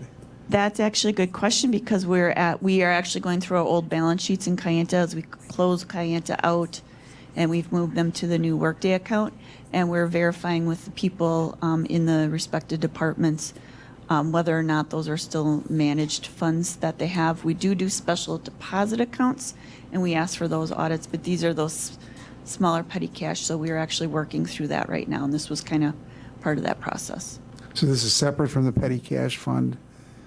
It is the small change drawer and petty cash funds for these departments, but there are probably about a list of 15, and we're going through those with all the departments. So it's a part of a bigger portion of verifying those amounts as we move to Workday. So are the controls in place for us to manage these accounts consistent with the auditor's concerns? Yes. All right. Any other questions? If not, what are your wishes? Supervisor Leahy? I would move to move this resolution to the full board to establish or modify an impressed fund at various county departments. Is there a second? Seconded by Supervisor Marshall. Any discussion? If not, all those in favor will signify by saying aye. Aye. Opposed, no. That motion carries. All right, creation of a grant-funded position for broadband services. I'll turn it over to Jerry Klein. Here you have a resolution in your packet. The background on this is the Broadband Task Force is bringing this forward to help achieve the goal of improving broadband in the county. There's an opportunity to get a BEAD grant from the state. It's $18,000, I think would be our portion of it. Right? That's a planning grant for broadband. John and I have met with the task force a couple of times about this. We have partnered with 4 other counties in Synergy, which is a regional economic development group. They're with respect to the BEAD grant in particular, Synergy is facilitating that. The state has given them $100,000 to use across the 5 counties. The reason that there's one of the main reasons for moving forward with this is the federal government's, is it IIJA one? It's that's the main infrastructure grant. Kurt, you might help me with that. The main, is it the IIJA grant is the big the infrastructure one. The state of Wisconsin is expecting around the end of June to the beginning of July to receive their portion of the broadband piece of that, which is significant. It's going to be somewhere between $800 million and $1 billion. The distribution is going to be based on maps. There's a lot of controversy about the FCC's maps and how they're developed and how we're modifying them. But it's we want to be a part of an opportunity to get access to some of that grant money, and it's going to require us to have some investment in time in making sure that the maps are up to date. What the task force and John and I have put in front of you today is the proposal to basically hire a contract or a part-time person, which would have skills in both some broadband experience, but also a fair amount of marketing and communication skills. Roughly working about 20 hours a week, although it would probably go up and down quite a bit between now and the end of next fall, which is when the broadband grant finishes. Our best guess is we would need about, what do we have on the bottom of this, John, 75,000? 75,000, 18,000 from the BEAD grant, and 57,000 we're proposing or requesting that it be come from the ARPA funding. Gave a little background on what the position would entail above it in the whereas statements. It's a variety of things, from reaching out to people to find out if they're doing the speed tests, to asking people to look at the maps to see if the maps are accurate, and filing challenges to the maps when they're inaccurate. Reaching out to people that are unable or don't understand how to use broadband. There's a component that we're required to do about that. It's called it's their I want to say DEI, but that's actually it's diversity. John, do you remember what the acronym is for it? In essence, it's reaching out to people to make sure that they know how to use it and that they can afford it. The school districts would be a good candidate for that. Pardon? Yeah. Yeah. What do you guys have questions on? I'm not going to go back and read through the resolution, but John has an amendment that he wants to make to it, and I don't know if you want to do that first, John. Let me just start with a little bit more background. We had support through the administrator's office with Noor Ali Hassam, and she transferred to the health department, and then went on family leave and decided not to come back. And so we lost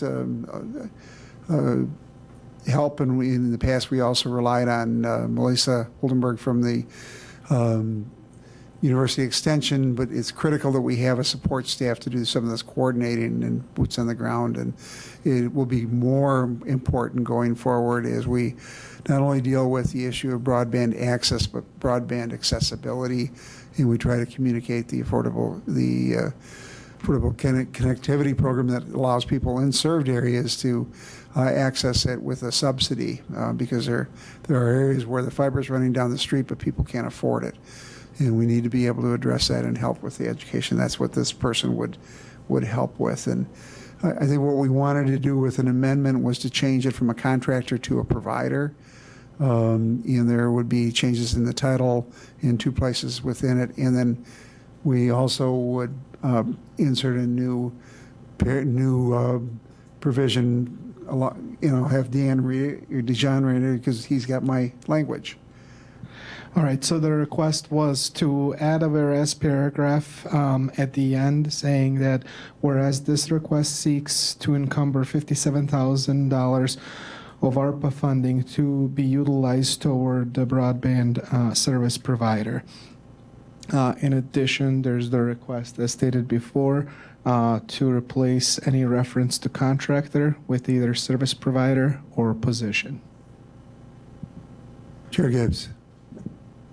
Yeah, just to give some of the committee members a little bit more background, we started historically almost 14 years ago trying to improve broadband with a study, and a task force was created. We did a study understanding where the level of service was in the county, and the result of that study said we had to rely on the internet service providers to offer their services.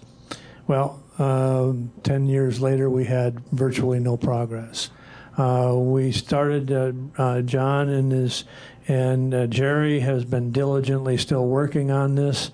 Had, as they had mentioned, staff from administration, Nora, and then also extension staff working diligently on trying to expand broadband, understanding the challenges throughout the county. We implemented, a project with Bug Tussle.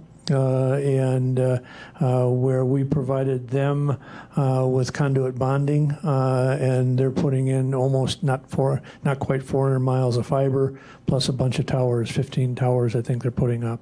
That is offering service. We've also had significant success in some of the grants that were made by the PSC, but all of that was contingent on people being able to coordinate some of the information that we're looking to potentially contract for. And so I fully support this. I think the challenges that we're going to see with the federal money coming in, the state budget writing committee has just said that they were not going to put any additional funding into broadband expansion in the state. So that's going to be dependent upon us to be able to look to anywhere from $800 million to $1.1 billion that's coming into the state from federal money, from the bipartisan infrastructure bill, and having somebody coordinate to be able to, because we can't rely solely on the dedication of all the people that they've given so much of their time already. Jerry and John have continued to go above and beyond, but we need somebody to be able to assist them in looking at areas that are now going to be even harder to get service to. Some of the corners in the county, for example, up in the far northeast corner of the county, Harrison area, where population density is very sparse, and then also the other areas over on the eastern part or western part of the county, where the funding was pulled back or the provider was not qualified. So I think it's incumbent upon us to move this position forward and fund this position to provide some coordination. For those reasons, I make a motion to approve as directed and amended by what Corp Counsel had provided as additional whereas and providing broadband service provider. Is there a second? Seconded by Supervisor Leahy. Is there any discussion? Again, Supervisor Hart and then Supervisor Leahy. Sorry, and I just wanted to mention this because I know it'll probably get asked eventually. With taking that out of ARPA, we should still be at $15,370,142.30 left in ARPA funding, because I know that'll be asked eventually. It's the next item on the agenda.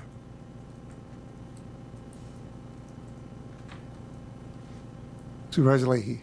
Thank you, Mr. Chair. And just to clarify, under the job description, the staff work, that is still like office work that this position, that person would be doing, not current county staff? Okay. Yeah.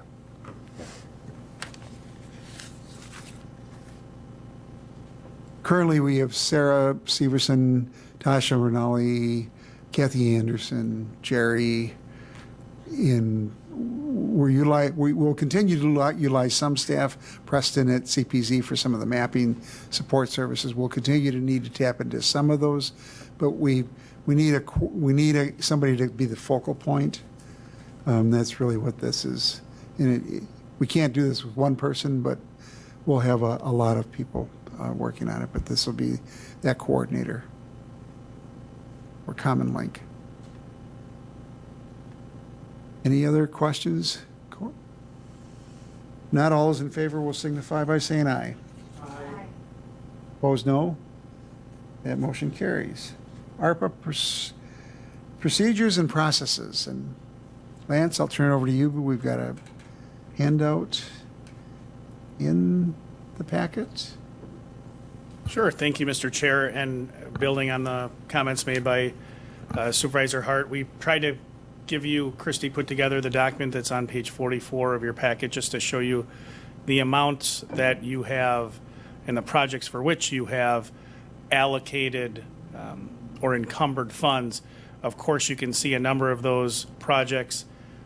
We've already discussed at this committee that those funds are not going to be ultimately spent doing those projects. The best example of that is the 4-year transportation plan project. The $10 million that was initially allocated to that project is not going to be spent based on some logical rationale relative to potential lack of full return relative to GTA, general transportation aids, and you can also see the actual expenditures kind of thus far. So you do have a significant balance of American Rescue Plan Act funds. So that gives you the balance side. The second part, as Chair Robinson references, one of process. You've already, at least from this committee, and I think my sense is there was consensus at the full board about the utilization of American Rescue Plan Act funds for capital expenditures to limit the need through the 2024 budget process for any potential borrowing. So that's kind of where we are and where we've been with respect to the American Rescue Plan Act process. Final piece of context I'll add, we had utilized, and this body had directed and the board had approved the provision for the public to make suggestions relative to projects and submit those through the online portal that we created based on the discussion that was had at a previous meeting following the consideration of some of those projects. The direction that staff got was to take that down, and we did that, and we haven't reopened that or allowed for those project submissions. We did have one project that was submitted that never ultimately got reviewed, but the individual that submitted that project is sitting in this room, Mr. Klein. It was a project to light up some fiber that was being provided for us for our use by Bug Tussle. So we can certainly still fund that through the capital project process through the budget, and Jerry did put that project in for consideration. So it's not a concern that there's any county projects that are outstanding that haven't been already submitted through the capital process. And I'd just like to point out before we open up for discussion, we've had discussion and there was a commitment of $3 million for broadband expansion that is not reflected in here. We are still in the process of trying to negotiate a contract with Frontier, who we've pledged $944,000 to, and Bug Tussle with $142,000 plus a potential for a loan. Those numbers were never formally. We took it to the county board with the discussion we would be using ARPA funds for it. It's one of those eligible expenses, but we haven't finalized the contracts for those, and those will need to be captured. So we have $1 million less than what we've than what's reflected here. Chair Gibbs. The other thing I think that we've put on hold was a request from NCHC for Mount View. The shortfall funding when the state clawed back some of that discretionary funding that they had. That shortfall was roughly $800,000, if I'm not mistaken. I don't see that on the list here, Lance, but I know we had put that on hold in hopes that the state would backfill that based on the resolution and the discussions that we had. These are only the resolutions that have already been approved. I know that I totally get that, but I just want to mention that there was another project that there was potentially a need for. And I want to wait. I know Supervisor Lemmer had asked the question relative to process, and we'll wait for her to return to the room. But this is where we are. I think I would footnote, or the broadband. I think we're trying to get a meeting scheduled with Frontier to work out the details. I think he did respond in the list. And I can't do it at 10:30, but we'll figure that out. So Supervisor Lemmer, you had raised questions relative to process. Do you want to just, and I think this is the opportunity to have that discussion. No, I had just had a conversation with someone who wanted to put in an ARPA request, and we had pulled the application from the website, and I just wondered if it was ever coming up, what our next steps were, so I could advise them as to what was happening. So I think the question is whether we're committed to capital, and some of us have been advocating for CART expansion and crisis management services expansion as well. I'll just tell you from a staff perspective, I'm not going to put the form back up unless you tell me to do it, because the last direction I kind of got was that I took from the discussion was, hey, we have concerns about what our process is going to be. Take it off the website, which we did. If the desire is to keep the funds, for lack of a better way to phrase this, kind of internal to county operations or affiliated operations at North Central, we can do that. If the direction is, no, we'd like to solicit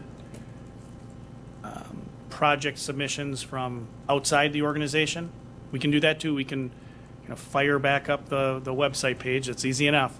But that's one of those things. I need some direction from you as to which way you want to go. Chair Gibbs. So the way I look at this right now, we have adopted $21,826,828 worth of projects. We know that the $10 million from the infrastructure is not going to be real, or not going to be realized. We changed the funding source, so that will add that back. But the balance of those other ones, the Forensic Science Center may, move forward. We know that the state in their budget writing has put $7 million in for that funding project in the budget. So now we are short. If the federal comes through, with the ARPA, we'd be short $3.8 million. At this point, my thought is that we utilize these funds that will deliver services to all of the citizens in Marathon County, where we're looking at these projects and reduce their property tax levy and utilize those there.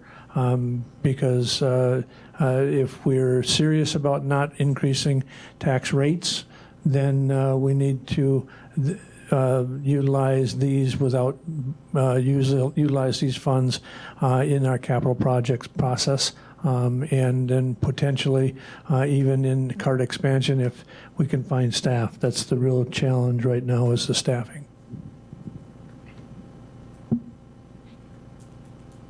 So do you want to, perhaps it might be helpful if we could update these numbers to reflect what we know is coming off? And then do we need to, Christie, adopt a resolution clarifying or decommitting the funds? For instance, on the highway projects, the four-year transportation project? To me, that would be more clearly de-obligating them, because now that the resolution's there, I have to report them to the U.S. Treasury. So I have to know how to de-obligate or un-obligate them. So I guess a resolution that would take them, like the highway one, there's 10 million. If they would pass a resolution stating that they were taking those back, to me that makes the best trail for me to remove that project from the ARPA grant. I'm sensing that needs some research. Yeah. I think that would be a great way of having the audit trail to show that you approved these funds coming from ARPA, but due to the fact that we aren't going to be able to do what we thought we were going to do in the first place. To me, that would make the best audit trail for me to track that. Chair Gibbs. Well, I think what we need to do is we need to, unallocate what we know is unallocatable. when you look at, for example, the PTO balance liability reduction, that one is closed out, as I understand correctly. So the remainder of that $341,000 should be returned back to usable. Same with the cor- tourism. The Right. tourism one too is finished at 50. Tourism one was 10,000. The courtroom jail audio visual enhancements, I guess, was a CIP project. I don't know where that sits. Does anybody have any indication as to where we sit on that 630? We've got 150 spent, but We're a little bit under budget. We're going to be a little bit under budget. Yes. okay. But I guess my point being is, we need to look at how do we update this to what we know is going to be true. In other words, if we know that right now the courtroom remodel is going to be finished at 620, well, we'll leave it until the project's done. But the PTO balance, let's claw that back and put it back into unspent. The tourism 10,000, pull that back. That's not spent. I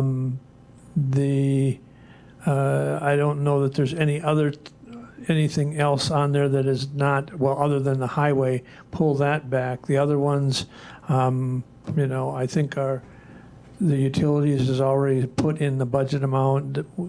Where is the district attorney's victim witness program staff? That should be actual cost. That should be actual cost, and they are hiring for, they do have a body to put in that position? When I talked to them, that was probably. They were still recruiting for it? Yeah, because I go by quarter, so they didn't have someone in first quarter, but they were recruiting or getting that position available this quarter, which is second quarter. But that means that there's going to be some left over from that also to be pulled back. The one thing with the debt ceiling negotiations, there was discussions initially about a clawback provision on ARPA. Well, that was finalized, and that did not happen. That clawback provision did not happen. It did not extend to the funds from the state, but it's highly recommended that we have a plan to utilize these funds. And I think one of the things that I look at, when we look at what we just in our budget priorities, utilizing the ARPA funds for budget or for CIP projects moving forward, I think will satisfy one of those recommendations. And so I would highly encourage that we actually get these numbers updated and resolutions passed to claw those back, so that we can have some sense of what the availability is, because the board is going to want to know also. So do we want to do that at one of our next meetings, and then we can deal with that issue of how we open it up and what those parameters would be? So, Christy? And that would be good timing because even in the highway resolution, it states, be it further resolved, that these funds shall be encumbered through July 2023.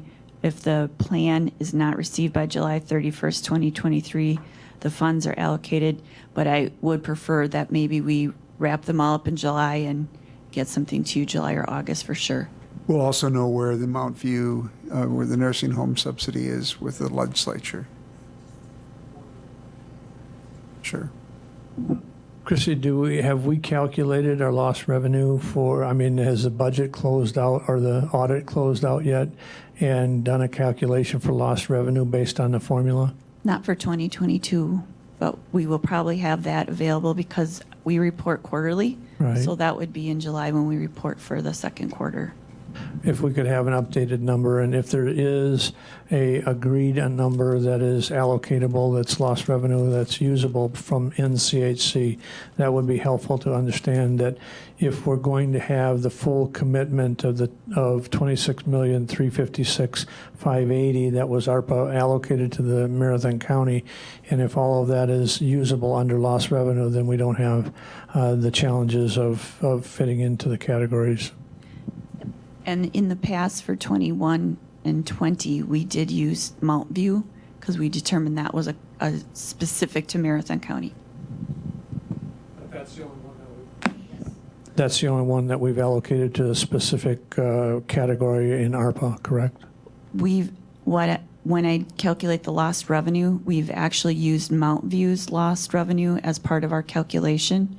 We did not use the full healthcare center side, and that's how we will determine it again for 2022. Okay. All right. So we will defer this. We will look for updates for reconciliation of actual adopted, projected, actual, and then where we can claw back. So we can have those, and if we could also do those lost revenue calculations, I think that would be helpful to us, and then we'll have a better idea of where we are in real terms versus budget. And I apologize, there is money in there for the broadband grabs. I was looking for the 3 million versus the 1.157, but there may be needs going forward as we try to match the BEAD and in other grants going forward. So we will deal with that, and at that time we will then get at Supervisor Lemmer's concern about where are we with process and who might we open that up to and how do we allocate those dollars so we can give a better answer to the people in the public. All right, with that, we will move now to sorry for saving the best for last, but Holly?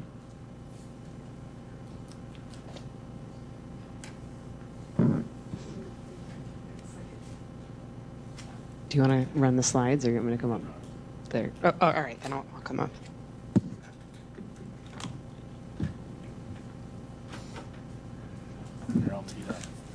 Okay, thank you. So I'm going to follow up on the March meeting where I shared some information.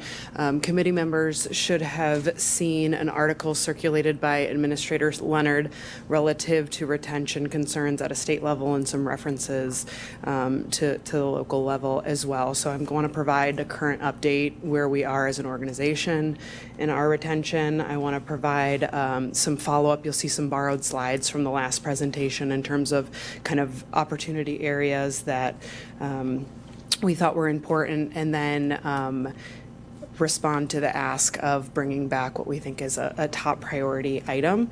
And then again, I want to provide the timeline for insurance renewal as requested. So taking a look at our employee separation data, we have seen a 20% decrease year over year for our annualized total number of separations for 2023. However, that still is a 65% increase from 2020. So significant turnover, certainly. We've seen a 102% increase from 2020 on those voluntary non-retirement separations. The number one voluntary separation reason is other employment. And again, these 2023 numbers are annualized through May. More questions as we go through? Sure.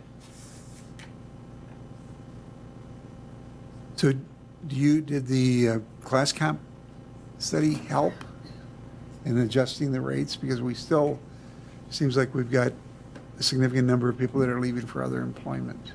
Yeah, so as we move forward, you'll see really the focus on total rewards, which is something that I spoke about when I was in front of the committee last, is that compensation is a really important element of a total compensation package. However, there are several other aspects to that in terms of flexibility, culture, kind of holistic benefits.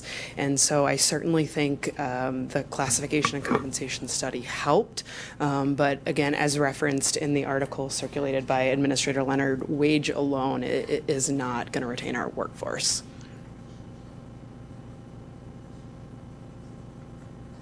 Other questions relative to employee separation rates? Okay. All right, so again, this is a borrowed slide from the last presentation you saw, but again, that focus on a total reward strategy, including holistic benefits, investment in employee development, culture, flexibility, time off, and then, of course, compensation. So another borrowed slide here. We did do the classification and compensation study in 2022, as you're aware, which did increase our average wages by an average increase of 5%. Median increase was 6.8%. So the recommendations or opportunities that I highlighted in the last presentation was a continued focus on flexibility. So we're continuing to do that. We're continuing to work with employees on an individual basis to ensure that their personal needs are met, of course, balanced with organizational and operational needs. We talked a little bit about tuition reimbursement and the fact that those numbers, we offer $1,500 for an undergraduate and $2,000 reimbursement, up to $2,000 reimbursement for a graduate degree, which comes nowhere near to the cost of actually pursuing those degrees. However, I didn't pull that out as a primary or top priority for this committee because the percentage of employee population that really impacts is relatively small, and the dollar amount associated with it is not large in relative to overall budgeting. One thing that I brought forward was our paid holidays and where we compare to other county governments in addition to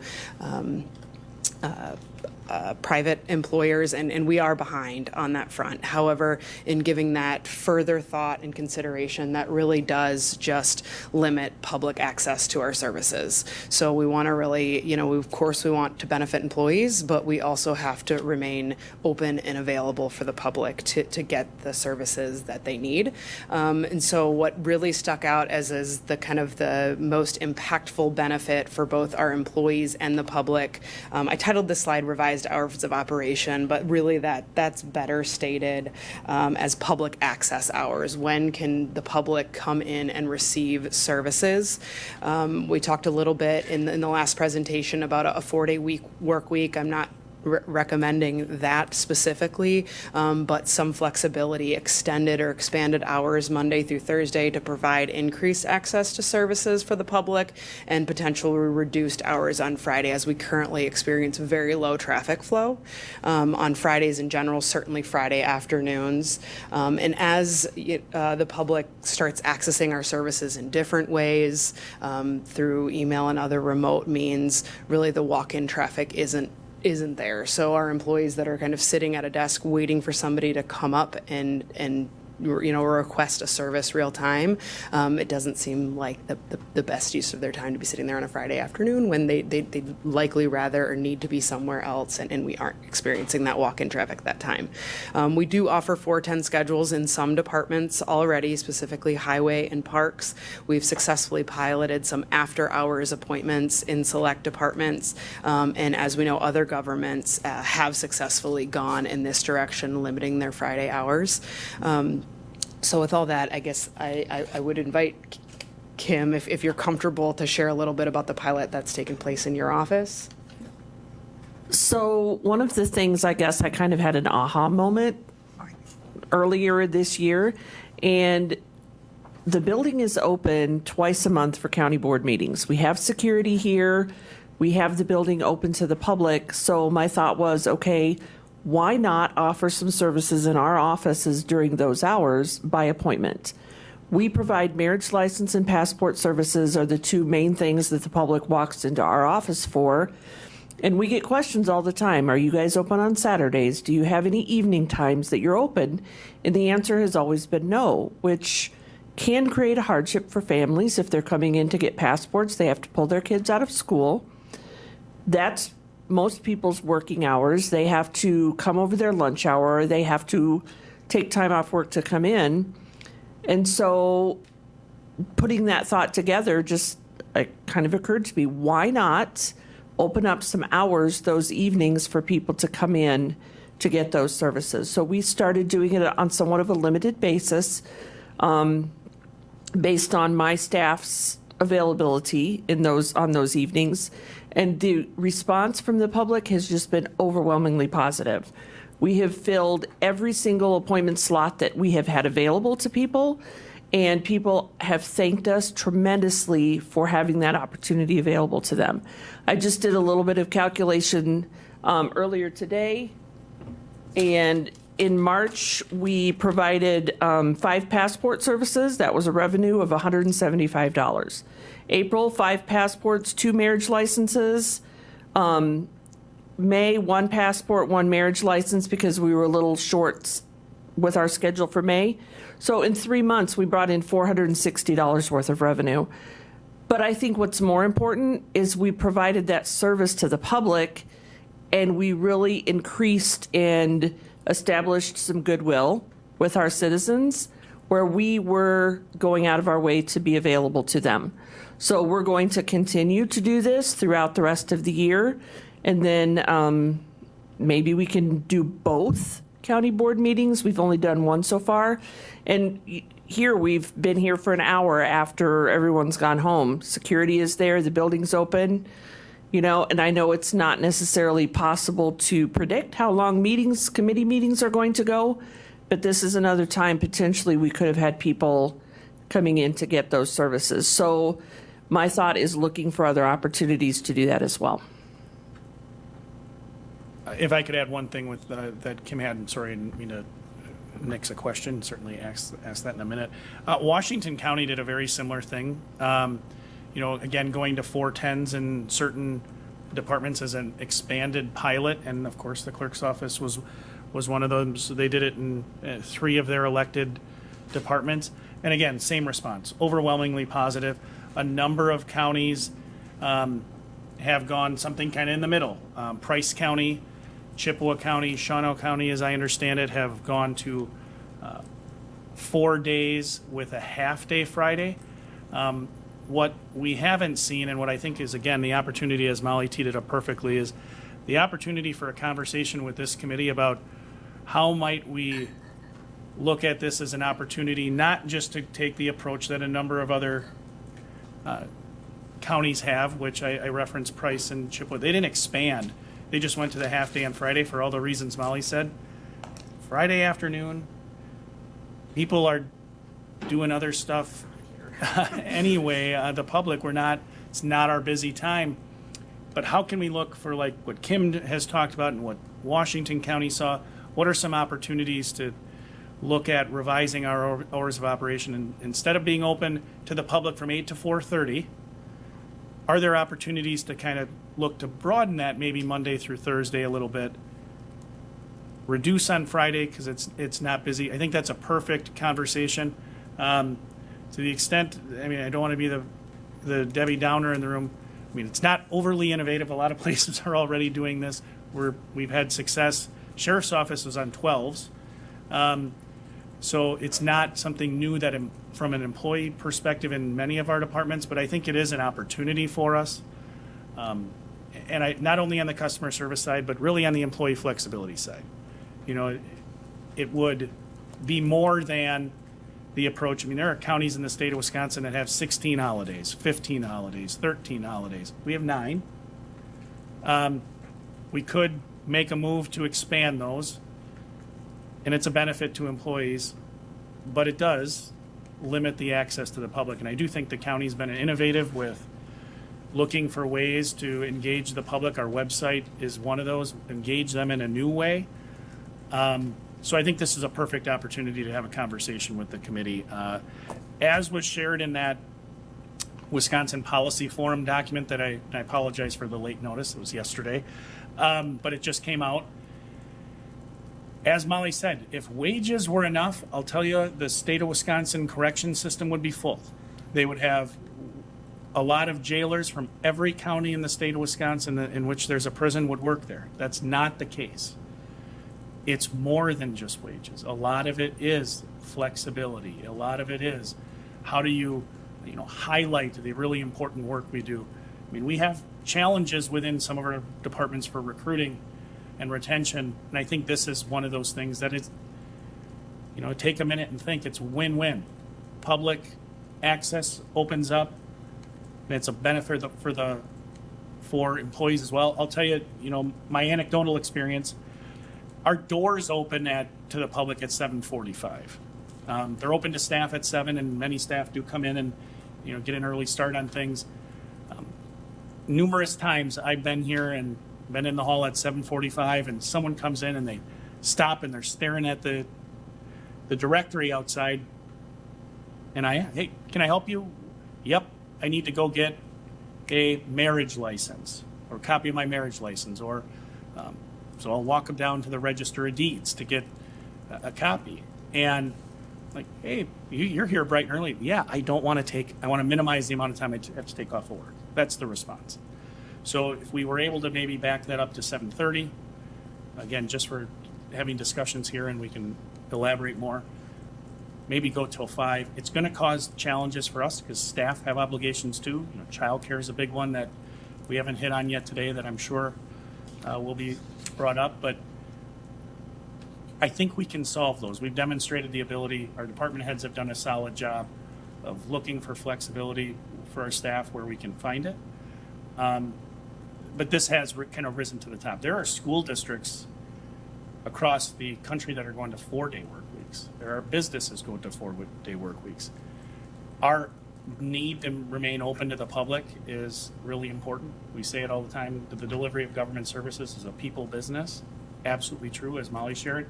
But this is why we highlighted this as the kind of first place for this committee to really start. It's a priority conversation. It's going to take time for us to operationalize. Our department heads haven't had, we had a very brief discussion about this, but this is a county board. You give us the direction, we'll make it happen. I think this would be a good place to start. Conversation's not over. We need to talk about other things as well.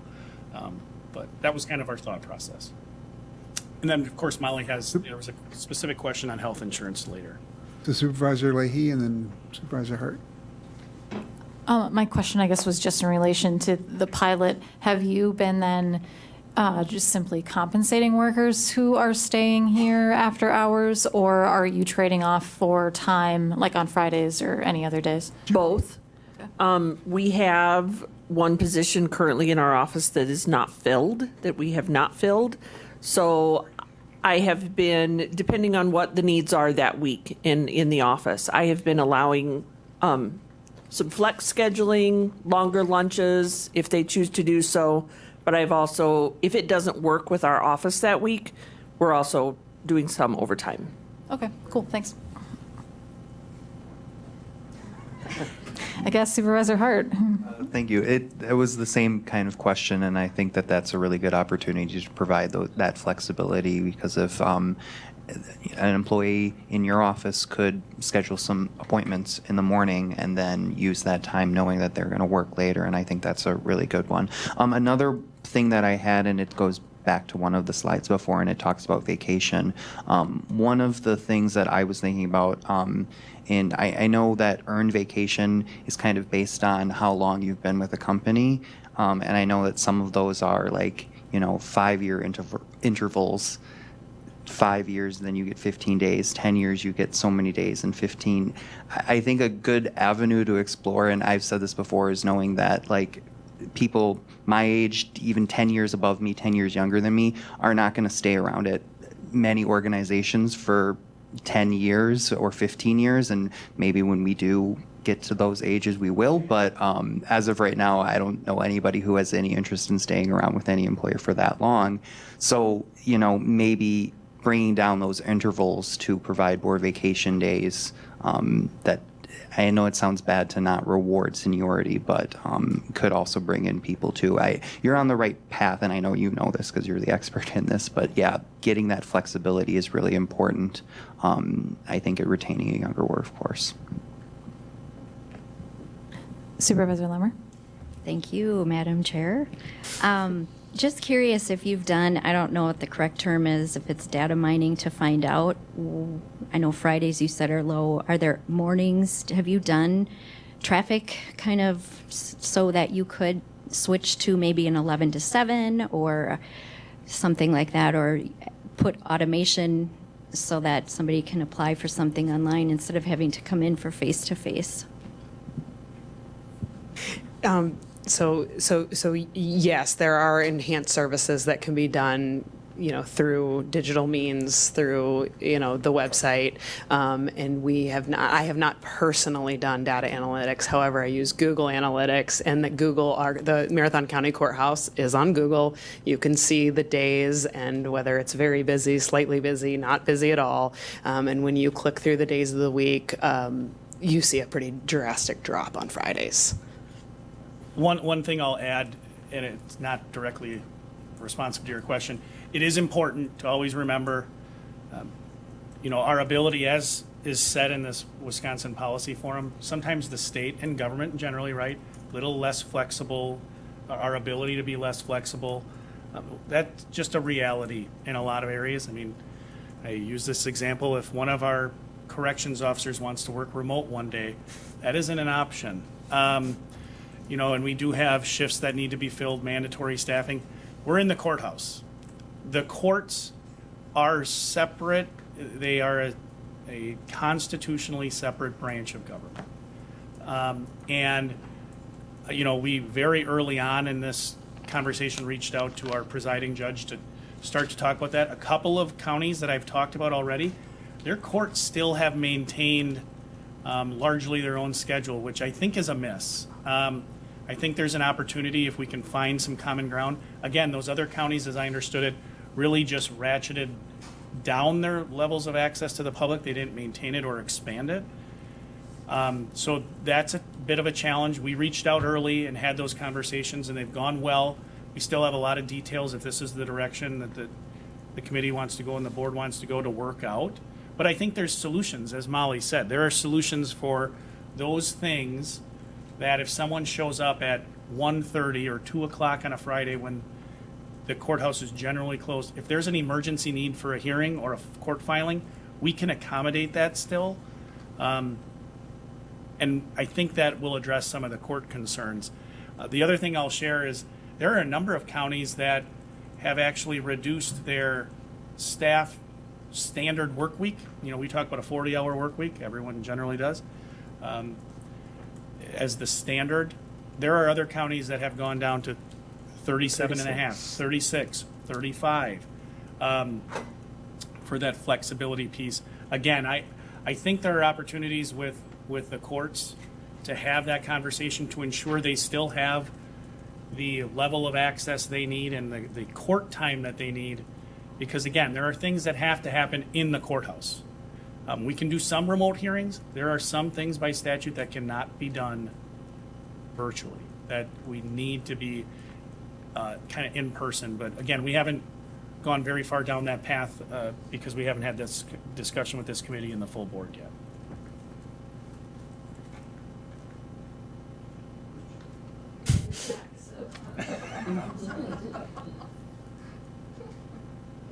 Kurt? Well, thank you, Mr. Chair. Thank you, Madam Chair. I fully support, I have in the 16 years had many opportunities to be here on a Friday afternoon.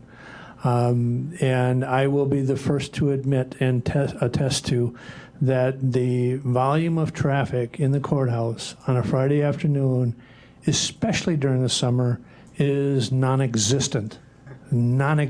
So I fully support the flexibility of whatever the administration needs to look at, and I'm very supportive of what the clerk is exploring in providing those opportunities to our citizens, because it ultimately relates to services to the citizens that we're providing, and if we have people sitting around being unproductive on a Friday afternoon, that's not serving the citizens. So I thank you for bringing that opportunity.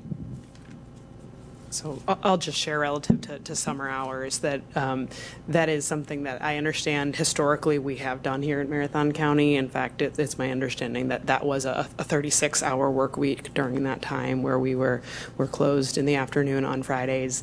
I'll also just share that last summer I invited an ice cream truck to park out front of the courthouse on a Friday afternoon, and 0 people bought ice cream, and they told me they would not be coming back. So if that's any indication of the amount of traffic we have here on a Friday afternoon, it's not much.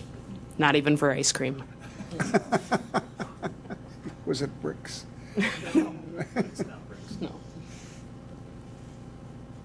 All right. You want to move? So if I want to make sure we, before we jump to the next thing's very interesting too, but I mean, if what I kind of get the consensus is support in continuing to have the conversations and work with department heads to see what a plan might look like and bring something back to this committee? Let me suggest that we put this on only as educational. And so maybe if we could chew on it, then try to, at the next meeting, give you some priorities and direction. That would be great. And we'll kind of do some. I'm a little interviews as leery well. of doing it without agendizing it for action.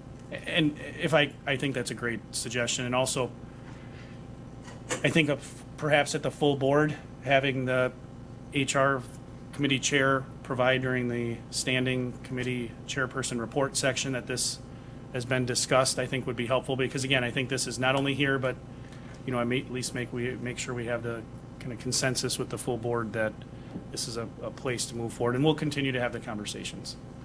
Thank you. Okay, so switching gears, it was an ask that I provide a renewal timeline for our health insurance for 2024, and so that's what I have here.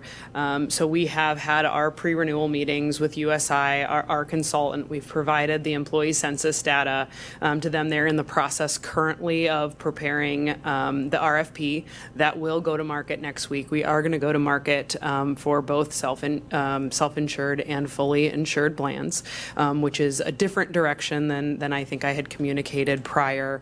But I think just given the landscape, it's important that we look for all options, again, to maintain the quality of our plan at a reasonable cost. So we anticipate getting those proposals back at the middle of July. USI will review those proposals and put together an analysis and some recommendations for us to review. You will likely see myself and a USI consultant back in front of you in the August 22nd, September 13th timeframe to provide some information to you and ask for direction there. We hope to have a final decision mid-September, and that is because it's going to take a fair amount of work to build our enrollment process into Workday. So we need to prep for open enrollment, get everything put into Workday. We need to have those employee meetings, and then be able to open for open enrollment in that November timeframe. So how will you be framing the RFP? So the USI does the RFP on our behalf. Are there any questions on the time? Kurt? So, but we give them direction as to what we want in the RFP. I mean, as far as the quality of the plan, the amount of coverage, so are we being consistent with the current plan that we have when we're going out for RFP, whether it be self-employed or self-insured or full coverage? We are using our current plan as a baseline, so the RFP will look very, very similar to it the way it did two years ago when we went to market for both self-insured and fully funded plans. Last year we went only for self-insured options. Of course, we didn't go in that direction, but the RFP this year will be for both, and it will use our current plan design as a baseline. Yes.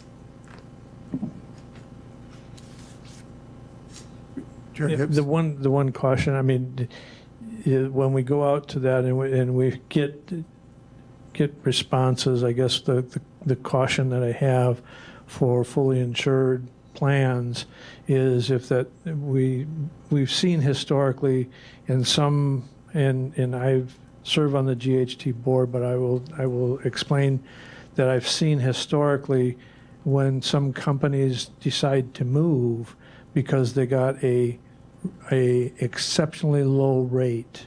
The company that was offering that rate was buying their business, and in some cases those companies are no longer in business, and then those entities or entities try to come back to GHT and GHT won't even write them. So I just caution us on understanding what the reality is, in that if they're not going to guarantee a 5-year renewal on those contracts, which they probably won't, because historically health insurance costs have increased substantially at an average of 9% per year. That's really going to be challenging when you have somebody that's willing to try to buy your business 1 year and then give you a super low rate and then turn around and give you a 30% increase. We've seen some of that in the historic data, and then the other thing that I've seen is the number of large cost claims on large groups. It only takes one to create a large cost claim, and then the rates are very challenging for those groups. So, Other questions relative to health?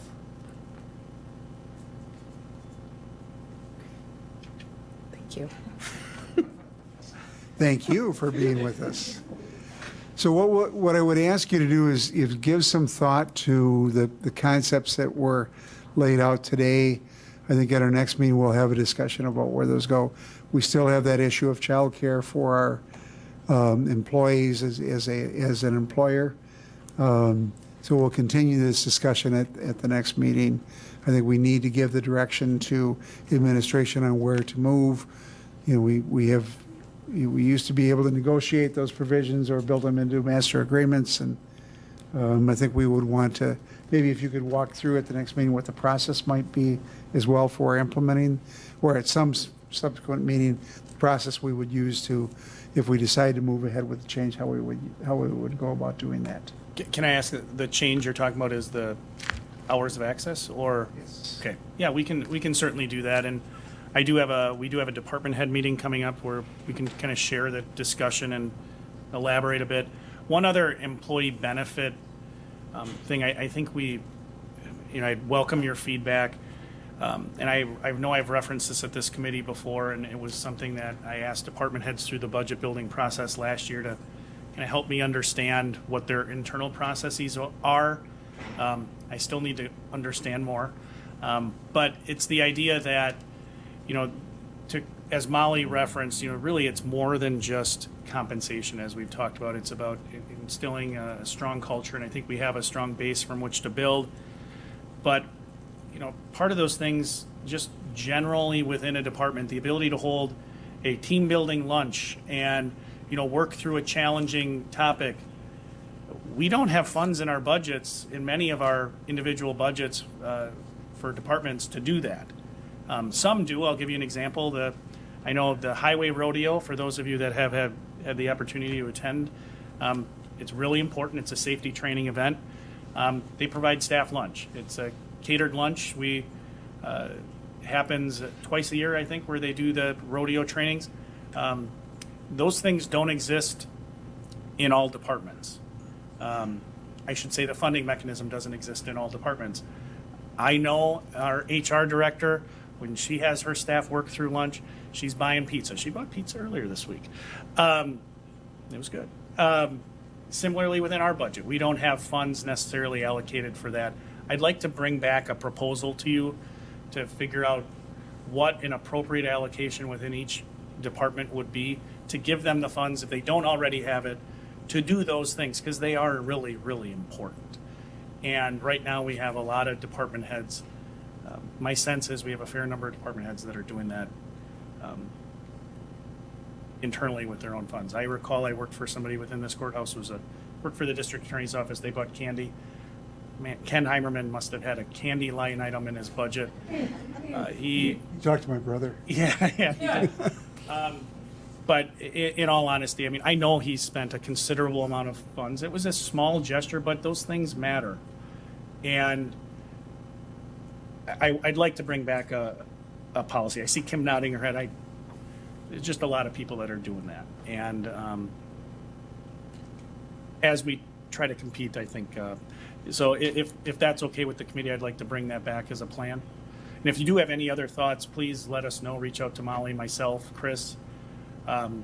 Things for us to consider, and we can build those in the budget, as Molly said. With, we didn't make tuition reimbursement a top priority. I think it's important, but it's a relatively small population. We can bring that back to let you know what that funding might look like, and we'll be very transparent with you what that is.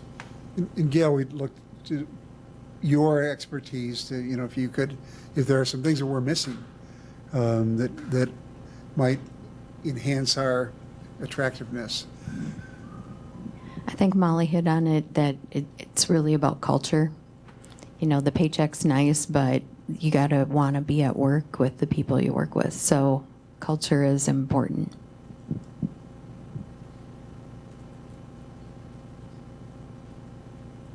Any other questions? If not, we're going to defer any action on the next year's budget, and we'll bring that up at the next meeting in light of the hour. I apologize for it being long, but we had good presentations, good discussion.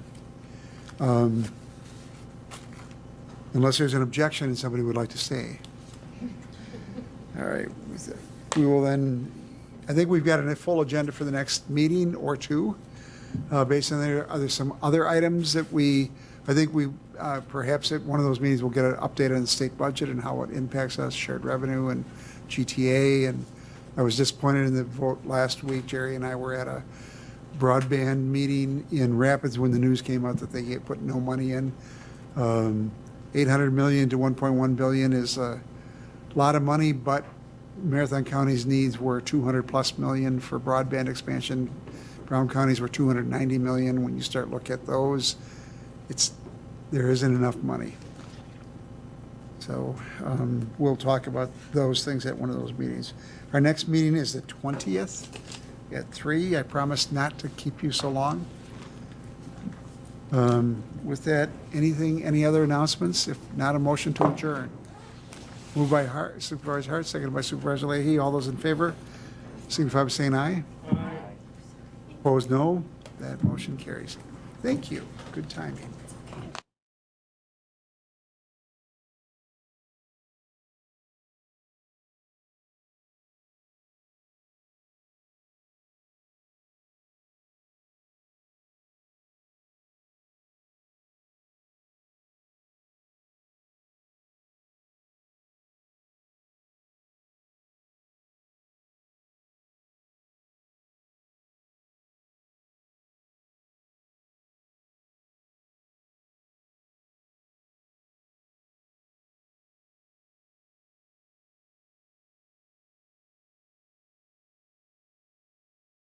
You have a person in mind?